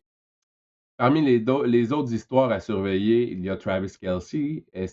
Premièrement, il va se marier dans les prochains mois avec Taylor Swift. Puis Mm. deuxièmement, est-ce qu'il va poursuivre sa carrière, Didier, selon toi? Il va avoir 37 ans, hein? Travis Kelce au mois d'octobre. Ben, comme tu le sais sûrement, là, il a son podcast en compagnie de son frère Jason. Puis jamais au cours de son podcast, lors des dernières semaines, il a parlé d'une éventuelle retraite. J'imagine qu'il l'aurait déjà annoncé s'il voulait prendre sa retraite. Mais il a énormément ralenti. Écoute, du côté des Chiefs, je sais, c'est un des plus grands joueurs de l'histoire des Chiefs. Mais comme je le disais tout à l'heure, on ne peut pas faire les choses à moitié. À un moment donné, il faut tourner la page. Je pense qu'il faudrait tourner la page également du côté de Travis Kelce. Je parle pour l'organisation de Kansas City. Mais pour l'instant, il semble qu'il veut poursuivre sa carrière, Marc-André. En tout cas, on verra bien. Je l'ai dit, le Conventum à Kansas City, 2026. Ouais, on ramène l'ancien Ben, Ouais, Travis exact. Kelce, Tyreek Hill, tout le monde. Le Qui d'autre là, qui nous manque, là, Conventum. qui a pris sa retraite, qu'on pourrait sortir des boulamites, là. Je sais pas. Mais ouais, le Conventum. Kelsey, Bien-Aimé, Tyreek Hill, côté du bol à punch. On Mm. va se rappeler les bons moments, là, puis on va essayer d'y aller une dernière fois. Non, sérieusement, moi, je pense que ça va être avec les Chiefs où ce sera la retraite pour, pour Travis Kelsey, Ouais. évidemment. Je pense de plus en plus sur une dernière saison, moi aussi, là, pour Travis Kelsey, selon Ben, tu sais, moi. une dernière saison, Marc-André, même c'est même surprenant de le voir jouer en 2025. À un moment donné, ça va mal finir, là. Tu sais, si lui, il continue d'étirer ça, de revenir à tous les ans, je comprends que la défaite contre les Eagles, tu sais, ça avait laissé un goût amer, puis il s'était dit, ah, je veux pas que ma carrière se termine de cette façon-là. Mais regarde, là, ça a été pire en 2025. Les Chiefs sont même pas participés aux éliminatoires. Là, tu sais, tu reviens au jeu pour une saison de plus. Là, il y a toujours un risque de blessure. Imagine-toi, là, ça se termine avec une blessure. À un certain moment donné, là, Travis Kelce, il a fait beaucoup d'argent. Sa Mais future il y a quand même eu de épouse bonnes a stats encore cette plus année. d'argent que lui. Je veux dire, il Ouais, est quand de bonnes même. stats. Mais les stats, Vas-y. c'est ça. Ce sont des statistiques. Tu sais, quand tu le regardais jouer, est-ce que tu trouvais que il ne faut pas oublier que qu'est-ce que Travis Kelce était là, à son apogée. Là, c'était même pas proche cette année. Les statistiques, c'est une chose, il faisait partie du plan de match. OK, oui, je veux bien, mais oublie pas, il va être un an plus vieux. Donc, est-ce qu'il va pouvoir répéter même en termes de statistiques la même production qu'il a eue en 2025 à l'âge de 37 ans? Ça va pas aller en s'améliorant, là, comme je le dis, là, en revenant au jeu continuellement. 37 ans, la position d'ailier rapproché, ça commence à être très vieux, là. Max Crosby, Didier, on fait quoi du côté des Raiders avec Max Crosby? Est-ce qu'on l'échange? Moi, ça fait plus d'un an que je souhaite qu'on échange Max Crosby. Du côté des Raiders, il faut emmagasiner le plus de choix au repêchage possible du côté Faut de faire ce Las que les Vegas, Dolphins font. Marc-André. Ouais, c'est ça, se mettre en mode vente de feu. Là. Puis on n'a pas beaucoup de joueurs là, qui ont de bonne valeur du côté des Raiders. Est-ce que les Raiders, est-ce qu'ils vont être compétitifs dès la saison prochaine? Moi, je crois pas, personnellement. Bon, écoute, je crois pas que les Patriots allaient participer aux éliminatoires, encore moins participer au Super Bowl. Au début de la saison, de la dernière saison, peut-être que les Raiders vont nous surprendre. Mais moi, je crois que si Crosby reste à Vegas, puis je sais pas ce que tu en penses, soit, ça va faire une situation un peu similaire à celle de Myles Garrett. Myles Garrett a choisi l'argent. Mhm. L'année dernière, il y a un an, il a choisi de rester à Cleveland. Regarde, les Browns, ils n'ont pas participé aux éliminatoires. Je pense que ça serait la même chose un peu du côté de Crosby. Alors, pourquoi pas? Là? Il y a des équipes qui vont appeler les Raiders. Il n'y a aucun doute. Ce Crosby, c'est un des meilleurs alliés défensifs de la NFL. Imagine-toi, si tu pouvais, là, puis là, je vais faire plaisir à Guillaume, parce que Guillaume, c'est un grand partisan des Lions de Détroit, et que Max Crosby est natif de l'État du Michigan, t'emmènes Max Crosby, tu le jumelles à Aiden Hutchinson. Imagine-toi la ligne défensive terrifiante, là. le duo de chasseurs de cartes tout à fait terrifiant que tu aurais du côté des Lions. Je ne sais pas si ça marche en termes de plafond salarial, étant donné que Il a Crosby même mis un a un petit gros logo Lion, salaire. là, ici en bas. Il a même mis un Ah petit oui, logo bon, tu Lion, vois, ben, là. C'est déjà tu vois, fait. c'est déjà fait dans la tête de Guillaume, là, c'est là que Crosby doit poursuivre sa carrière. Mais c'est ça, écoute, Crosby a juste 28 ans. Euh, pour les chasseurs de cartes, ben là, il arrive justement dans son prime, comme on dit. Il devrait connaître les meilleures années de sa carrière au cours des prochaines saisons.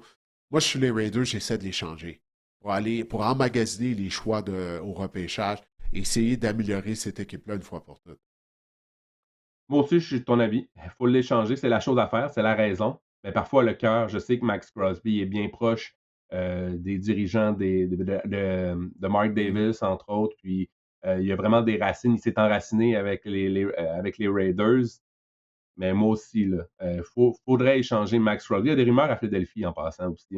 J'ai vu notamment qu'on pourrait aller chercher Max Crosby du côté des Eagles. Ah oui. Mais moi aussi, je l'échangerais parce que de toute façon, je sais bien que l'arrivée de Clint Kubiak, il y en a qui disent Ah, Clint Kubiak a mentionné là, dans une entrevue qu'il voudrait garder Max Crosby, mais Oui. je veux dire, si on garde Max Crosby, on repousse la fenêtre là, d'opportunité ou la fenêtre dans laquelle on va être compétitif, disons ça comme ça, de 2 ou 3 ans. Je pense que c'est en emmagasinant les choix repêchage, on va avoir des choix de peut-être fin de première, début de deuxième, là, puis des choix multiples là, pour Max Crosby. C'est intéressant du côté des Raiders. Je pense que, encore là, je pense que c'est la chose à faire. Ouais, j'ai hâte de voir ça. Qu'est-ce que les Raiders vont faire avec le dossier de Max Crosby? Et Myles Garrett, c'est un exemple parfait, c'est exactement ça. On aurait dû l'échanger du côté des Browns, Mm. faire le plein de choix de repêchage. On n'en serait peut-être pas où ce qu'on en est en ce moment là, à Cleveland, mais on n'arrête pas de le dire, les Browns, puis réfléchir là, avant d'agir. Ah, Ben, c'est ouais, ça. Puis les Browns, on les a déjà vus avec une multitude de choix au repêchage, puis ils sélectionnent jamais les bons joueurs, alors.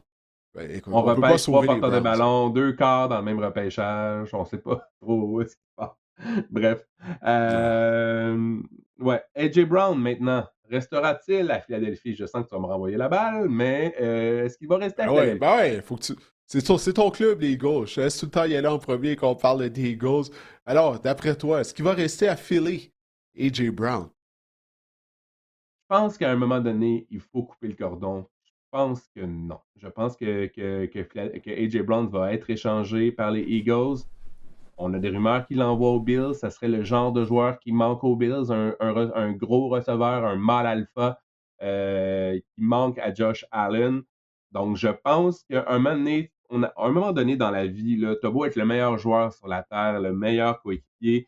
Je sais que la relation entre Sirianni et lui, c'est une relation amour-haine. Mais à un moment donné, c'est ça. Faut que tu coupes le cordon. Il faut que des fois, cette relation amour-haine-là, faut aller souvent dans la vie, là, chacun de notre côté, Hmm. puis vivre d'autres expériences. Je pense qu'on en a rendu là, avec AJ Brown. Toi, t'en penses quoi? Mais si on l'échange, qui est le receveur numéro un des Eagles? Devante Smith n'est pas un Devant, receveur numéro un en raison de son petit gabarit. Il n'est pas un Devante receveur Smith, numéro un. Moi, je pense qu'il profite de la présence d'AJ Brown. Hmm. Devante Smith, le receveur qu'on va repêcher au repêchage, qui est un excellent repêchage pour les receveurs, je tiens encore à le mentionner, ça serait euh, la fenêtre d'opportunité est là. C'est un excellent repêchage pour les receveurs de passe. Il y a même des rumeurs là, que le nouveau coordinateur offensif, Sean Mannion, aimerait bien mettre sous contrat Romeo Dobbs là, des Packers, d'amener Romeo Dobbs avec lui. Mais est-ce que Oublie pas c'est une pas un chose, receveur les numéro choix. un? Non, ben c'est ça. Dobbs n'est pas un receveur numéro un. Puis les choix repêchage, c'est bien beau, mais c'est des billets de loterie. C'est des billets de C'est sûr. loterie. À tous les ans, là, la moitié des choix de première ronde, ben, ça va être des flops. Et finalement, donc, c'est ça, on peut pas prendre pour acquis que ben, parce qu'on va repêcher un receveur en première ronde, on va connaître du succès. Écoute, c'est ça qui est arrivé avec la dernière équipe pour laquelle A.J. Brown avait joué avant de joindre aux Eagles de Ah oui. Philadelphie. Tu t'en souviens? Les Titans du Tennessee, lorsqu'on a échangé A.J. Brown aux Eagles lors du repêchage, immédiatement, on a repêché Traylon Burks. On s'est dit, bon, on va repêcher un autre receveur en première ronde pour le remplacer. C'est Ça va sa être aussi copie. simple que ça. Ben, c'est ça, c'est ce qu'on disait. Hey, la concession des Méchante Titans a copie. jamais été la même depuis cette transaction-là. Donc, tu vois, c'est pour ça que je te dis, faut faire attention à ça, là. Oui, en théorie, supposé être une bonne cuvée de receveurs de passe, mais la réalité est que au moins la moitié de ces receveurs-là vont être repêchés en première ronde, n'aura pas une bonne carrière dans la NFL. Richard Humbergs, Des ben, je pense fois, que c'est l'exemple idéal. mais j'ai foi en Henry Roseman plutôt qu'en l'état-major des Titans pour dénicher le talent nécessaire. Ceci dit, ça se peut qu'on aille sur le marché voir Jalen Waddle, ça pourrait être intéressant avec les Eagles également. Ah, Mais il va y avoir un marché pour A.J. Brown aussi, il faut pas le mentionner. Il y a plusieurs équipes qui s'amouracheraient de ce genre de receveur-là. Là. ouais, puis là, ça serait une réunion entre Waddle et Devontae Smith qui jouent ensemble avec le Crimson Tide de l'Université d'Alabama. Alors là, ça deviendrait plus intéressant, mais se départir d'A.J. Brown, tu crées un trou au sein de ta formation. Là. Peu importe ce qu'on peut penser de son comportement, mais il reste qu'il est un des bons receveurs de passe de la NFL. Puis là, tu dois avoir un plan pour le remplacer. Quel receveur que tu vas amener qui va être aussi bon qu'A.J. Brown? C'est ça le problème avec A.J. Brown. Il est extrêmement talentueux, peu importe avec ce qui se passe sur le terrain, dans le vestiaire. C'est pour ça que c'est pas aussi simple que ça que de s'en départir. Parce qu'il est extrêmement talentueux, puis il n'a pas un gros salaire nécessairement. Là. Il y a plusieurs autres receveurs qui sont mieux payés que lui. Donc même là, c'est un peu une aubaine même avec le contrat qu'il a. Est-ce que c'est la priorité des Eagles? Parce que je pense qu'on veut revamper la ligne à l'attaque, la rajeunir aussi, parce qu'on voit arriver la fin pour plusieurs joueurs de nos excellents joueurs de ligne, Lane Johnson, entre autres. Je vais parler de Landon Dickerson, là, qui sont à la retraite. Je ne sais pas si ça a été confirmé. Bref, on est vieillissant dans cette ligne à l'attaque-là. Je pense que c'est la priorité numéro un des Eagles là, lors du repêchage, c'est de trouver des joueurs de ligne offensive aussi. Là.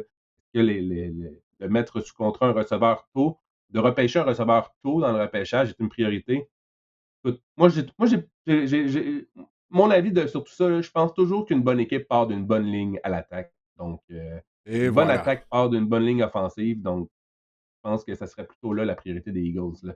Mais bref, ça reste à voir, mais Ben, oui, A.J. Brown, vas-y. non, non, j'allais juste dire ça, c'est une vraie équipe de football, là, on parle. On parle pas d'une équipe fantasy football, là. Parce qu'on repêche les Mhm. receveurs, le carrière, les porteurs de ballon. Ça commence Mhm. dans les tranchées, effectivement. Puis on l'a vu, là, la ligne attaque des Eagles n'avait pas été dominante comme lors de la saison précédente. Euh, le jeu au sol n'a pas fonctionné pendant la grande majorité de la saison. Il faut se rajeunir dans les tranchées. Je pense que c'est ça la meilleure Mhm. option. Mhm. Exact, exact. Écoute, Marc, Donc, ben, vas-y. allons-y maintenant avec le fantasy football. Oui, si on a terminé de faire le tour des histoires à surveiller lors de l'entre-saison de la NFL. Cette semaine, tu vas y aller de tes surprises et déceptions à la position de receveur de passe. La semaine dernière, tu avais parlé des carrières. On va commencer avec tes surprises lors de la dernière saison. Chris Olave, au début de la saison, tu sais, il y avait des questions concernant son état de santé, étant donné qu'il avait subi au moins deux commotions cérébrales lors de la saison 2024. Du moins, c'est une commotion cérébrale qui avait mis fin à sa saison 2024. Mais il a vraiment rebondi cette année. Et tout ça, c'est avec un jeune carrière en plus aux commandes de l'attaque des Saints, Tyler Shaw.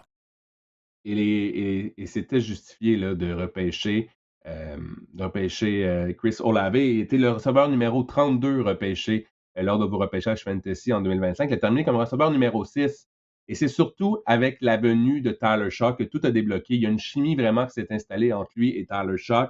Il a terminé 3 fois dans le top 5 et 5 fois dans le top 20 à la position de receveur de passe en 8 matchs avec Taylor Shaw. Il a écrit 6 touchés en 8 matchs avec le quart recru avec Tyler Shock. Donc ça, c'est intéressant pour la suite des choses. Il y a vraiment, comme je le disais, il y a une belle complicité entre les deux, là, entre Olave et Shock. Ça, c'est de bon augure pour la suite des choses. Maintenant, peut-il rester en santé 2 années de suite?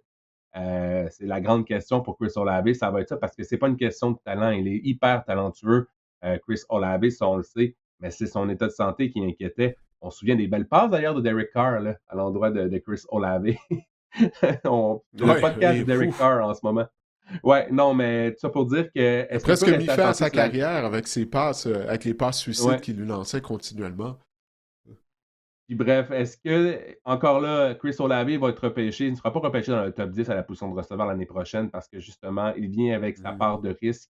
Mais je pense que s'il demeure en santé, il va performer. Ça va être ça l'affaire. Là. Est-ce qu'on va vouloir repêcher? Parce que c'est un receveur numéro un fantasy. Quand on parle de receveur numéro un, c'est un receveur parmi les 12 premiers au total. Mais je pense qu'on va pouvoir le repêcher en troisième, quatrième, voire cinquième ronde. Ça pourrait devenir encore là une excellente aubaine fantasy en 2020. Ouais, George Pickens en est un autre dont on a parlé plus tôt au cours de l'épisode. Euh, moi, j'avais des réserves lorsqu'il s'est joué au Cowboys. J'avais hâte de voir quel genre de saison il allait connaître à Dallas. Faut dire que ça a été une réussite là, sur le terrain. Les chiffres ne mentent pas. Repêché comme receveur numéro 29, il a terminé comme receveur numéro 5 au total au niveau fantasy. Didier, 93 réceptions, 1429 verges, 9 touchés cette saison de George Pickens. On n'avait pas vu ça venir. On se disait, mon Dieu, il va devenir un complément à CeeDee Lamb. Peut-être qu'il ne va pas avoir le meilleur demi de coin qui le couvre match après match. Ça va l'aider. Comme ça l'a aidé en maudit. Il y a même et là, on s'est dit, en l'absence de CeeDee Lamb, oui, il va être ciblé dans l'attaque des Cowboys. Peut-être qu'il va avoir plus de difficultés, là, parce que justement, on avait les meilleurs éléments adverses sur lui. Écoute, en l'absence de CeeDee Lamb, entre les semaines 4 à 6, il a terminé 2 fois comme meilleur receveur de la semaine au niveau fantasy et une fois 16e. Donc, ça a vraiment été une saison exceptionnelle. Par contre, il a terminé hors du top 20 4 fois à ses 5 derniers matchs. C'était des éliminatoires fantasy. Il ne vous a pas rendu de fiers services là. On a parlé d'étiquette de joueur de concession dans le cas de George Pickens. J'ai bien hâte de voir parce qu'on a parlé de son éthique de travail qui est parfois douteuse. Mais aussi, j'aimerais apporter un point. C'est que la défense des Cowboys était historiquement mauvaise. Puis ça, honnêtement, au niveau fantasy, on adore ça parce que Dak Prescott a lancé le ballon à outrance. Ça a aidé des gars comme George Pickens. Ça a aidé vraiment l'attaque des Cowboys à être productive au niveau fantasy. Est-ce que cette défense-là va être encore mauvaise? Si je mets mon chapeau fantasy, je dirais qu'on le souhaite ardemment là, parce qu'on aimerait que George Pickens et CeeDee Lamb soient encore vraiment productifs au niveau fantasy en 2026. Ouais, ça reste à voir. Ça. On est allé de changement là, du côté des Cowboys. On a un nouveau coordonnateur.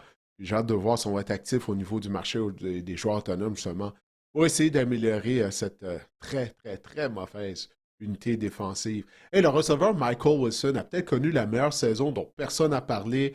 Ça a complètement passé sous le radar en raison des déboires des Cardinals de l'Arizona. Mais il a vraiment été une révélation là, en 2025 en termes de fantasy. Avec Jacoby Brissett, encore une fois, il a aidé Trey McBride et il a aidé Michael Wilson, repêché comme receveur numéro 82 au niveau fantasy l'année dernière. Écoute, c'était même pas un receveur que vous pouviez trouver sur votre fil de joueur autonome, on peut dire ça comme ça. Terminé comme receveur numéro 11. Et lors des semaines 11 à 18, il a été le receveur numéro 2 en termes de points par match. Il a été ciblé en moyenne 11 fois par match. C'est tout simplement exceptionnel de la part de Michael Wilson. Ce qu'on se rend compte, c'est qu'avec Kyler Murray, c'était un peu un Charizard là, qui était entraîné par Ash Ketchum. Oui, je fais une référence Pokémon dans le sens que qu'on n'a pas été en mesure de libérer son plein potentiel, mais avec Jacoby Brissett, le Charizard a vraiment pris son envol là, du côté de Michael Wilson. 6 de ses 7 touchés cette Si tu le saison dis. ont été inscrits dans les 5 dernières semaines. Et évidemment, il y a eu un impact sur sa production. La blessure à Kyler Murray et l'absence de Marvin Harrison aussi, il ne faut pas oublier, a vraiment libéré là, Michael Wilson. On est à se demander, Didier, s'il n'est pas le meilleur receveur de passe des Cards, le receveur éloigné des Cards. C'est une autre bonne question. Ouais. On se demande si Jacoby Brissett, c'est pas le meilleur carrière en Arizona, si Michael Wilson, c'est pas le meilleur receveur de passe. Les choix repêchage des Cardinals, là, ouf, produisent pas beaucoup, là. C'est le problème, là. Une raison pour qu'on a fait le ménage également dans le désert de l'Arizona depuis la fin de la saison. Mais bref, oui, Michael Wilson a vraiment été solide la saison dernière. Maintenant, on parlait des déceptions. Puis tu Ah, trois commences gros noms. immédiatement avec un joueur. Ouais, ouais, Brian Thomas Jr., tout au long de la saison, on a eu des questions, les gens nous envoyaient des questions, on se demandait qu'est-ce qui se passe avec Brian Thomas. Il avait tellement été étincelant lors de son année recrue. Quoi, il mesure 6 pieds 3, il a un gros physique, il est rapide, explosif. Puis là, c'est rendu au point, je lisais là, lors des derniers jours que son nom fait surface même dans des rumeurs de transactions, Marc-André, imagine-toi. Écoutez, dans un pool à auction là, qu'on peut garder des joueurs, j'avais mon groupe de receveurs, on garde 4 receveurs de passe. J'avais JSN, Malik Neighbors, Brian Thomas de garder, pas cher. J'avais Saquon Barkley, Ouais. Derrick Henry. Je me suis dit, j'y vais all-in, ça va être une saison folle. J'ai fini avant-dernier. Hmm. Ouais, C'est ça ça avait qui bien arrive. commencé quand t'as mentionné le nom de JSN, mais là, immédiatement, Ouais, Neighbors, blessure. Thomas, bon, c'est comme s'il était blessé pendant toute l'année. Il a tellement été inconstant. Bref, il a j'avais, brisé le cœur de j'avais, plusieurs propriétaires ouais, fantasy. j'avais tellement foi en Brian Thomas, puis ça s'est vraiment pas traduit Je sais, moi sur le aussi. terrain au Moi niveau aussi. fantasy. Repêché Il nous a huitième au eu. Il a total, eu tout le monde. donc un choix de fin de première ronde, début de deuxième, terminé receveur numéro 44 au niveau fantasy, deux fois seulement dans le top 20 en 13 matchs. Il y a 5 matchs, pas maintenant, il y a 5 matchs de plus de 10 points fantasy seulement cette saison, Brian Thomas. Wow. Euh, 48 réceptions, 707 verges, 2 touchés seulement. En 2024, il y avait 1282 verges, 87 réceptions. À quoi on peut attribuer ça? L'émergence de Parker Washington, oui. L'arrivée de Jacoby Myers, oui. Mais c'est aussi le fait qu'il y a vraiment. Je trouve que l'attaque de Liam Cohen n'est peut-être pas le meilleur fit là, pour Brian Thomas parce qu'il a été relégué en fin de saison. Il a été blessé, il faut le dire aussi. Là. Mais en fin de saison, il a été relégué seulement au tracé dans les zones profondes, le fameux receveur X, là, qui fait des tracés dans les zones profondes qui étirent les défenses. Donc ça vient souvent avec un nombre de cibles par match qui est en diminution. Je le vois un peu comme Christian Watson. C'est un peu le même genre de receveur, alors qu'on pensait qu'il était un receveur de possession euh, lors des années précédentes, où on le ciblait à outrance. Ben, ça ne s'est pas traduit comme ça dans l'attaque de Liam Cohen. C'est sûr qu'on va avoir un rabais au niveau fantasy dans les repêchages en 2026 pour Brian Thomas.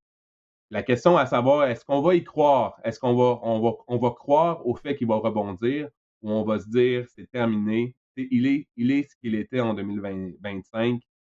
Ça va être ça la grande question. J'ai pas encore statué dans ma tête. Je pense qu'il est talentueux. Je pense que c'est une grosse cible, mais on parlait d'un receveur à la A.J. Brown. Brian Thomas en est un DK Metcalf, un Christian Watson, un grand receveur, gros receveur dans les zones profondes. Mais il va falloir, là, justement, est-ce qu'il y a vraiment trop de bouches à nourrir aussi du côté des Jaguars? Est-ce que ça va permettre vraiment à Brian Thomas de revenir au niveau de ce qu'il était à sa saison recrue? Écoute, c'est toutes les questions qu'on va se poser dans l'entre-saison, toi et moi. Puis en ce moment, dans la vie, il faut parier sur le talent. Je pense qu'il est talentueux. Mais pour l'instant, je ne sais pas ce que ça va donner en 2026. Je ne sais pas si je vais être all-in, là, encore une fois, sur Brian Thomas. Ouais, je vais lui donner le bénéfice du doute. Tu sais, étant donné que c'est juste sa deuxième saison, euh, regarde, il a été victime de la gang de la deuxième saison. Tu sais, j'en avais parlé lors des dernières semaines. Le fait qu'il a connu tellement de succès lors de sa première année, peut-être qu'il pensait que ça allait être facile lors de sa deuxième année, et peut-être qu'il ne s'est pas préparé comme il aurait dû le faire. Je sais que Jacoby Myers, c'est un professionnel. Alors maintenant, d'observer Jacoby Myers, la façon dont Myers se prépare, peut-être que ça va faire en sorte qu'il va prendre conscience du fait qu'il doit travailler de façon plus acharnée, Brian Thomas, parce que du groupe de receveurs des Jaguars, tu viens de faire allusion à ça, c'est lui le plus talentueux. C'est même pas proche.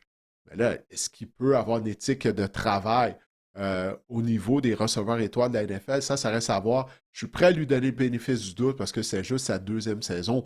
Mais j'espère qu'il va rebondir parce qu'il a un talent fou, Brian Thomas Jr. Exact. J'ai hâte de voir. Et parlant d'un autre receveur qui a un talent fou, c'est Justin Jefferson, Didier. Des Vikings du Ouais, pauvre Minnesota. lui, pauvre Repêché, lui. re- repêché comme receveur numéro 2. Terminé comme receveur numéro 26 au niveau fantasy, Justin Jefferson. Le Ah, Titanic, on le disait, c'est insubmersible. tellement pas de sa faute en plus. Le Titanic était on le disait insubmersible, il a fini par couler. On pensait que Justin Jefferson était insubmersible. On s'est dit, hey, le gars produit avec Josh Dobbs, avec Sam Darnold, avec Kirk Ouais. Cousins, et j'en oublie là, des corps qui ont passé. J'en oublie un autre là, qui est un corps moyen là, qui a été avec les Vikings dans les dernières Carson années. Wentz, Nick Carson Mullins. Wentz, Nick Mullins, c'est lui que je cherchais. Il est insubmersible, Justin Jefferson, au niveau fantasy. C'est une valeur sûre, rien n'est à son épreuve. Ben, il y en a quelque chose à son épreuve, c'est JJ JJ McCarthy McCarthy, a dit finalement. Hold my beer, hold my beer. Exactement. Moyenne de 11,9 points fantasy par match en moyenne l'année dernière. C'est 7,5 points de moins en moyenne par match que sa moyenne dans sa carrière précédemment, donc 19,4. Et en plus, c'est qu'il a été ciblé 31% du temps encore, Justin Jefferson. C'était pas les cibles, c'était pas le travail ou la charge de travail dans l'attaque des Vikings. Le problème, c'est le pourcentage de passes attrapables. 64%, c'est parmi les pires ratios chez les receveurs dans la NFL la saison dernière. Justin Jefferson, la suite des choses, c'est quoi? Je pense pas. Je pense que Jamar Chase va être devant lui. Je pense que Puka Nacua va être devant lui. Je pense que JSN va être repêché devant lui. Il va être encore un choix de première ronde, peut-être plus en fin de première ronde la saison prochaine. Mais ça va prendre une progression, une amélioration de J.J. McCarthy pour que Justin Jefferson redevienne l'élément fantasy, le joueur de concession fantasy qu'il est. Je ne sais pas si tu avais vu ça lors de la semaine du Super Bowl.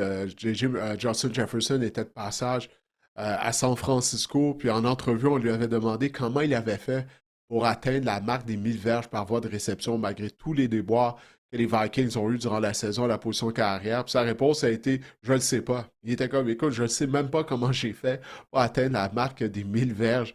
Lui-même, il était complètement concerné par la situation des Mais, cas des Vikings mais du Minnesota. Alors, j'espère pour lui que, ben, c'est ça, J.J. McCarthy, ou peu importe ce qui sera carrière en 2026, ben, c'est ça, sera plus constant en tant que passeur. tu sais, 1000 verges, Didier, avec 17 matchs au calendrier, là, tu sais combien de verges par match il faut que tu obtiennes? Écoute, c'est quoi? C'est une soixantaine de verges, je pense, il me semble, hein, 59. par rencontre. 59, ouais, c'est ça. Bon, moins de Et 60, ouais. comme le plateau des 1000 verges devient de moins en moins un plateau intéressant, c'est mon avis. Parenthèse. Ouais. Non, non, mais t'as raison, parce que, écoute, le plateau des 1000 verges, c'était prestigieux il y a très longtemps de ça, parce que le calendrier à l'époque était seulement de 14 matchs. C'est même pour les porteurs de ballon.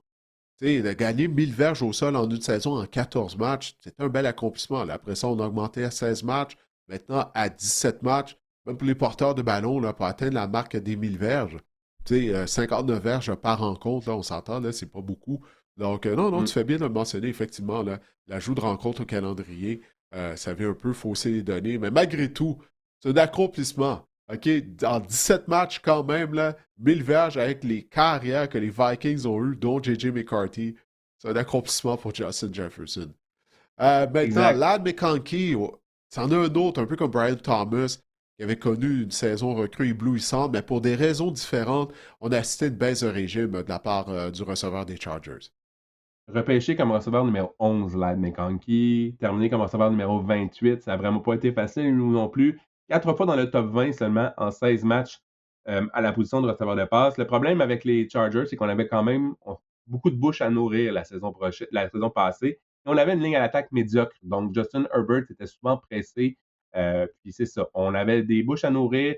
Puis avec l'émergence, mais en fait, lorsqu'on a signé Keenan Allen, ça a venu jouer dans les plates-bandes là, de Ladd McConkey également. Moins de 4 points fantasy dans 3 de ses 4 derniers matchs. Il vous a tué en éliminatoire fantasy, Ladd McConkey. Et maintenant, pour la suite, avec l'émergence de Rondé Gadsden, on entrevoit des belles choses, là, une belle progression de la part de Trey Harris, de Ladd McConkey. On pense que Omarion Hampton avec Mike McDaniel, ça pourrait faire des flamèches également dans le jeu aérien. Le même genre d'utilisation que Devon Achan. Il en est capable, Ryan Hampton. L'utilisation, je l'ai dit, de Gadsden, on utilise y aller rapprocher dans les attaques de Mike McDaniel à outrance. Et Keenan Allen, est-ce qu'il sera de retour? S'il n'est pas de retour, ça pourrait aider Ladd McConkey. On parle de Quentin Johnston aussi, qui a connu une saison vraiment pas si mal. Donc, encore là, on a un buffet à la position de les rapprocher, de recevoir le passe côté des Chargers. Je pense que Ladd McConkey ne sera pas repêché comme receveur numéro 11. Ça va plutôt être un pari, d'après moi, assez risqué en milieu de repêchage. Est-ce que je suis prêt à investir en Ladd McConkey en 2026? Et c'est un gars également qui a été blessé au niveau universitaire et même dans la Mhm. NFL, qui a manqué des matchs. Moi, écoute, je risque encore de passer sur Ladd McConkey la saison prochaine. Mais écoute, on est encore seulement le 18 février. Là. On est allé de changement, on a complètement changé le groupe d'entraîneurs du côté d'attaque des Chargers. Et Mhm. l'arrivée de Mike McDaniel à titre de coordonnateur, mais on est allé d'autres changements. Alors moi, j'ai hâte de voir ça, cette attaque-là des Chargers, parce qu'à un moment donné, il faut arrêter là, d'avoir des excuses pour Justin Herbert. Oui, la ligne à attaque a été décimée par les blessures tout au long de la saison, mais Herbert, il y a tout le temps une excuse pour lui, et puis il n'a toujours pas de victoire en éliminatoire. Donc, pour l'attaque au complet, l'attaque aérienne des Chargers, Ladd McConkey, bien sûr, tu viens de parler en long et en large. J'ai bien hâte de voir ça en 2026. On va pouvoir relancer cette attaque-là, puis ça va pouvoir jouer à son plein potentiel. Puis si, ben justement, si Justin Herbert sera finalement en mesure de gagner un premier match éliminatoire en carrière, Marc-André, en tout cas, j'ai bien hâte de voir ça. Ben écoute, on a fait le tour en termes de fantasy football. Avant de se quitter, toutefois, je vais inviter les gens à regarder ou à écouter mon entretien avec Lionel Buton. Lionel est commentateur sportif en France, notamment pour la chaîne Bean. Et il est le descripteur des matchs de la NFL sur cette chaîne française. Lionel est lui-même un ancien joueur de football. On sait qu'il y a un match de la NFL qui va être présenté dans le cadre de la saison régulière 2026 à Paris, en France. Alors, on a discuté de tout ça en compagnie de Lionel et même de son séjour à Montréal où il était venu couvrir le gardien de but à l'époque du Canadien de Montréal, Cristobal Huet. Alors, je vous invite à écouter mon entretien avec Lionel Buton. Lionel, tu es de retour à la maison en France. Dis-moi, est-ce que tu t'es remis justement de tes émotions, mais surtout du décalage horaire de San Francisco à Paris?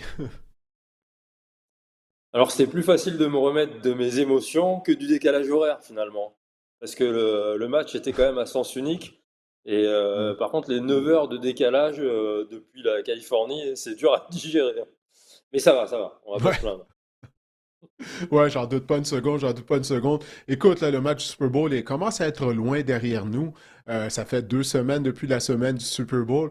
Mais brièvement, qu'est-ce que tu as retenu de cette semaine ou de la rencontre? Comme tu l'as dit, ça n'a pas nécessairement été le plus grand Super Bowl auquel on a assisté en raison notamment là, de la performance d'unité défensive des Seahawks. Mais toi, est-ce qu'il y a quelque chose que tu as retenu, que ce soit de la ville de San Francisco ou de la journée même du Super Bowl?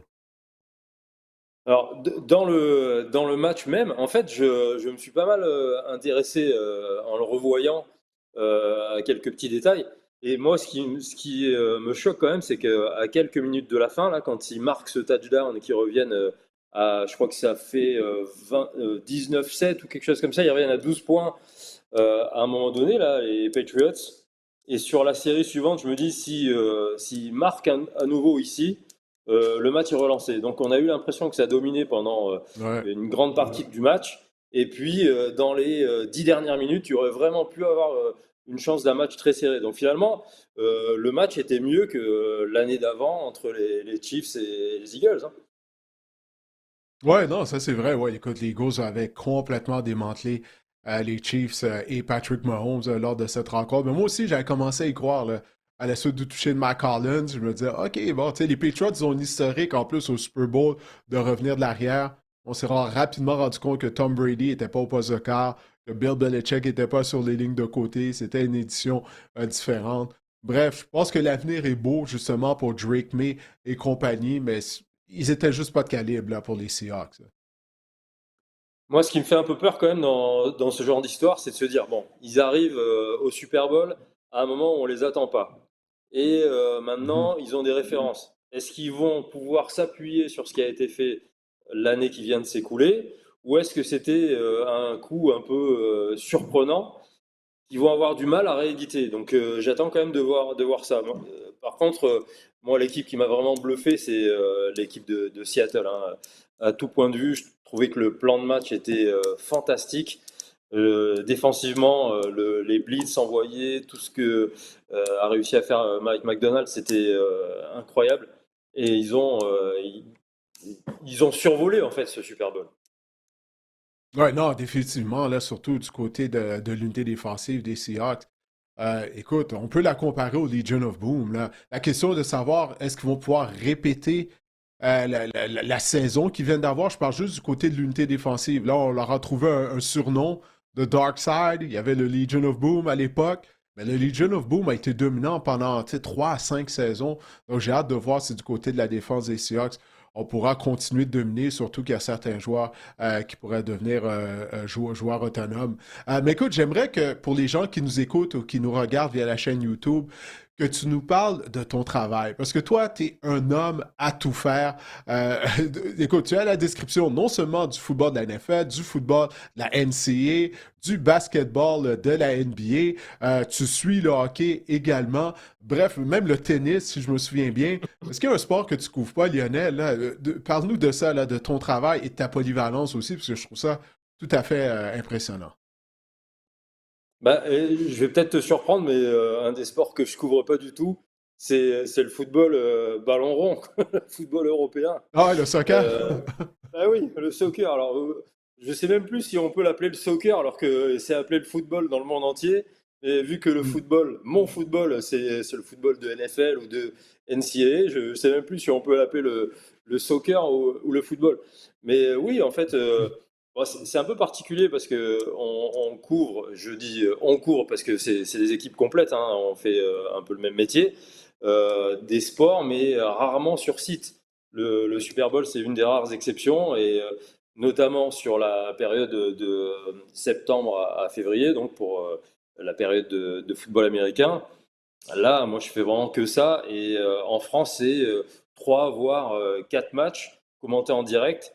Et la plupart du temps, c'est les matchs prime time américains. Donc, on a Thursday night, Sunday night, Monday night, plus les matchs NCAA. Donc, c'est des matchs qui sont commentés de nuit. C'est un rythme un petit peu particulier, effectivement. Ben Mais oui, le parce que travail vous est le même retrouvez... que.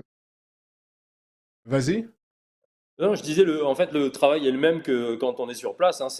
On est toujours un commentateur, un consultant, et on fait ça à deux. C'est juste les horaires qui sont très différents quand il s'agit de sport joué sur le continent américain.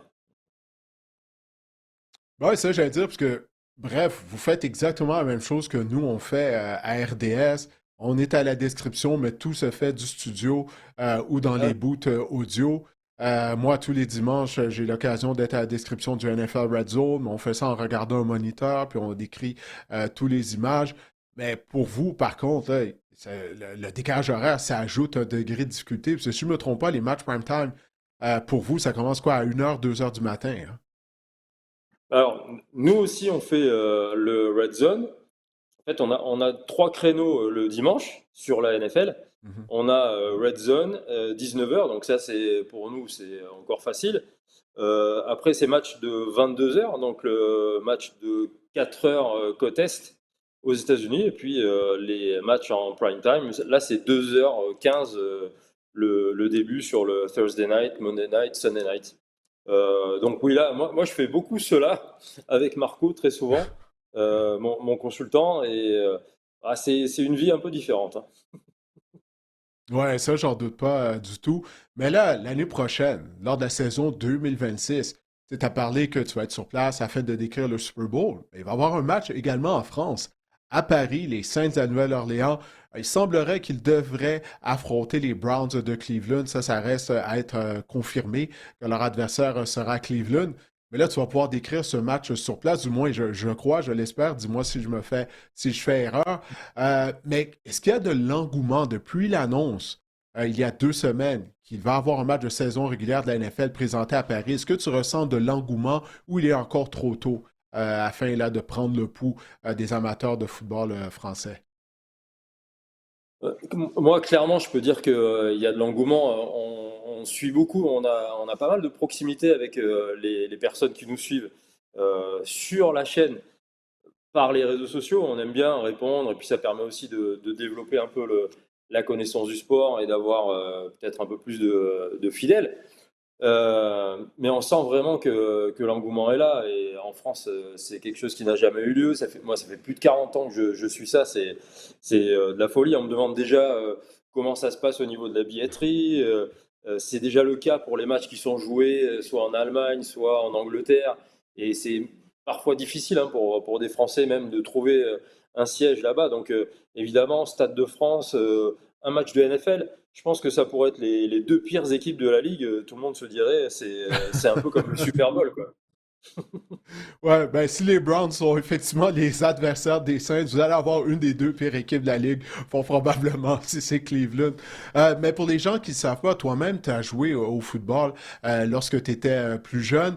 Euh, à quel point le football, justement, est populaire en France? Parce que je sais qu'il y a un long historique, il y a une longue tradition quand même de football. Mon ancien entraîneur au Cégep, à l'époque, Marc Santerre, à une certaine époque, était l'entraîneur-chef de l'équipe nationale française de football américain.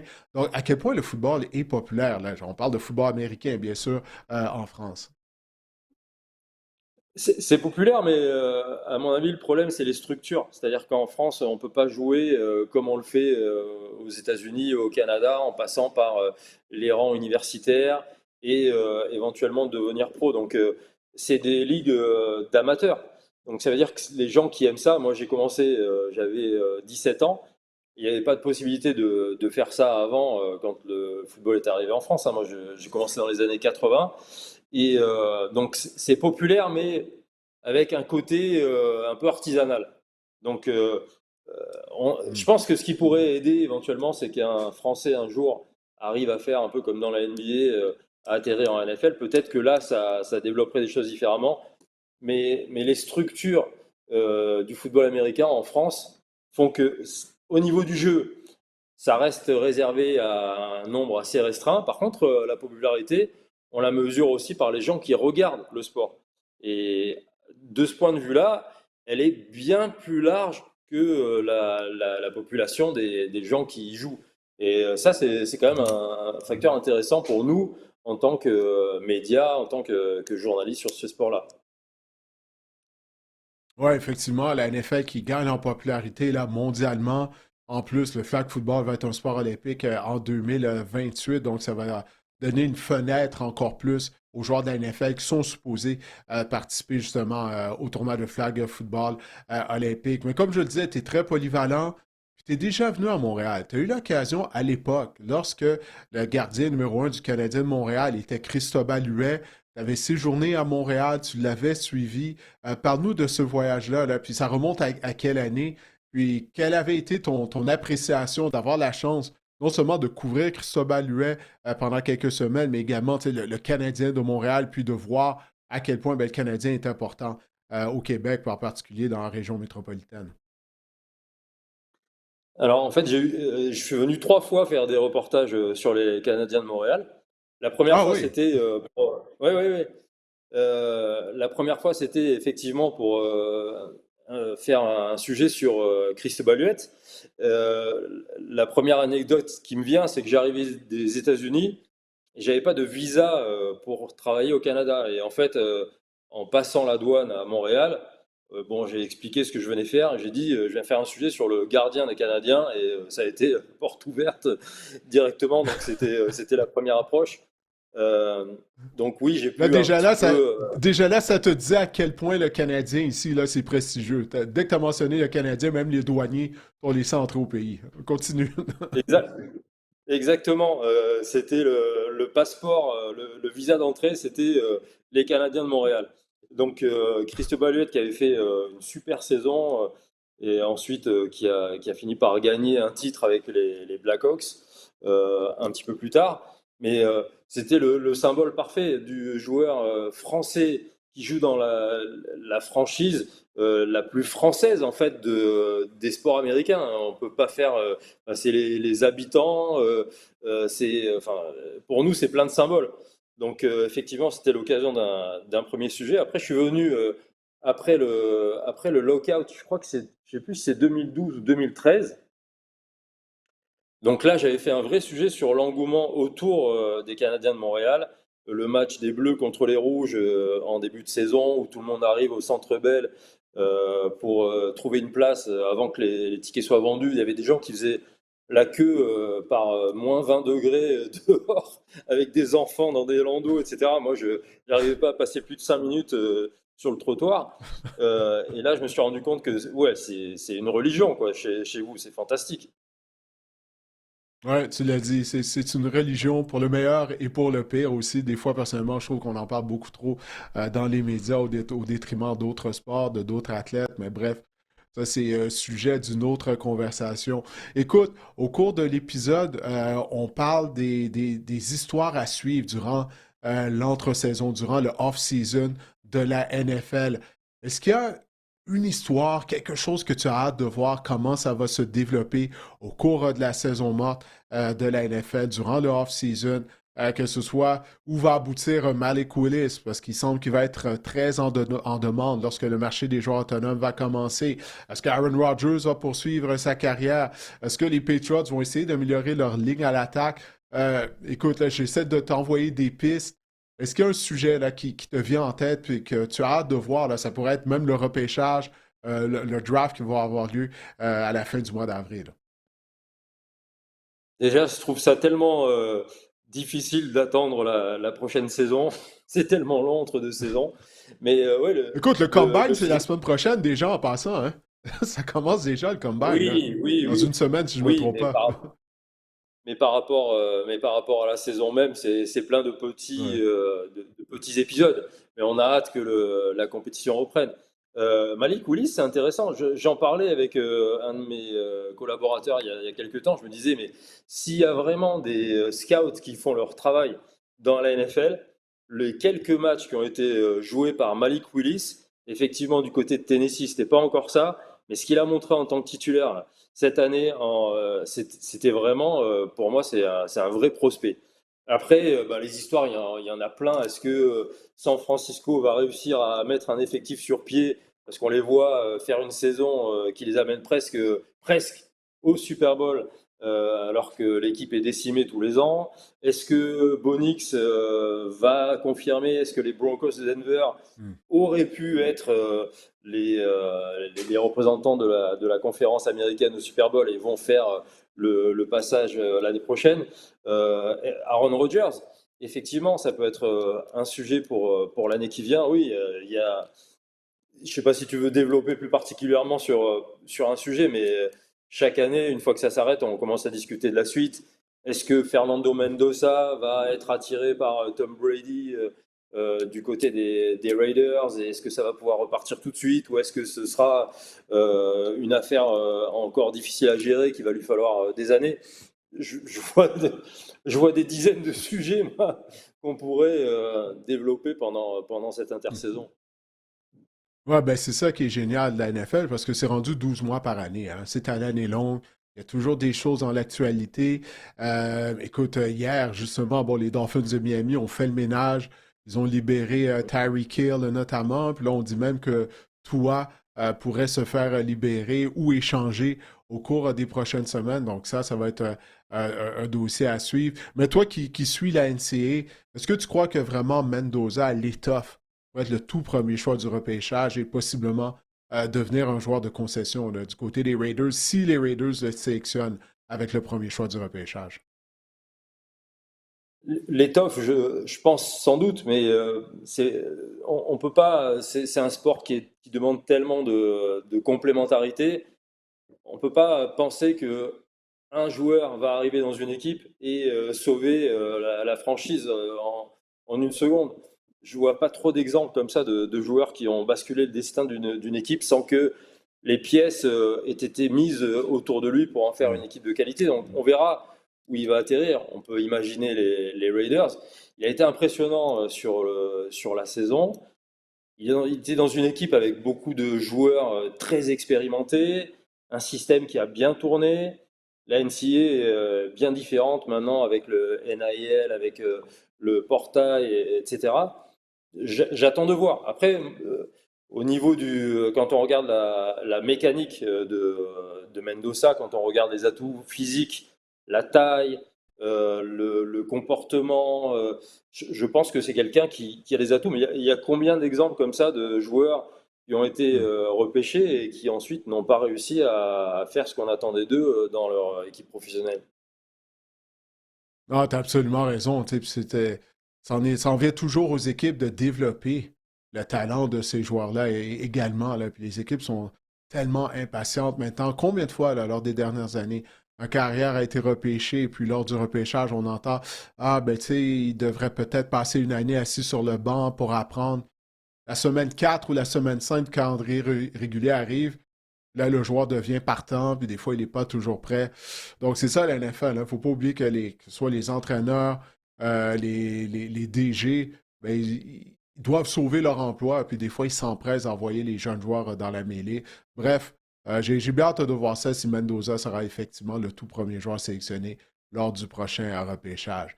Ben écoute, Lionel, on va devoir te revoir au podcast afin de juste de jaser de football une autre fois, qui sait, là, durant l'entre-saison, possiblement aussi, étant donné là, que tu me dis que tu t'ennuies déjà. Donc, je t'enverrai une invitation afin de parler de football un peu, là, afin de te désennuyer. Écoute, quand vous voulez, ça m'a fait très plaisir et je peux vous dire que j'adore Montréal, donc c'est un très très grand plaisir d'être à vos côtés. Et voilà, donc j'ai hâte d'être à la prochaine fois, sans aucun problème. Ce sera très très volontiers. Bon, ben, c'est super, ça, Lionel. Je te remercie encore une fois d'avoir accepté mon invitation.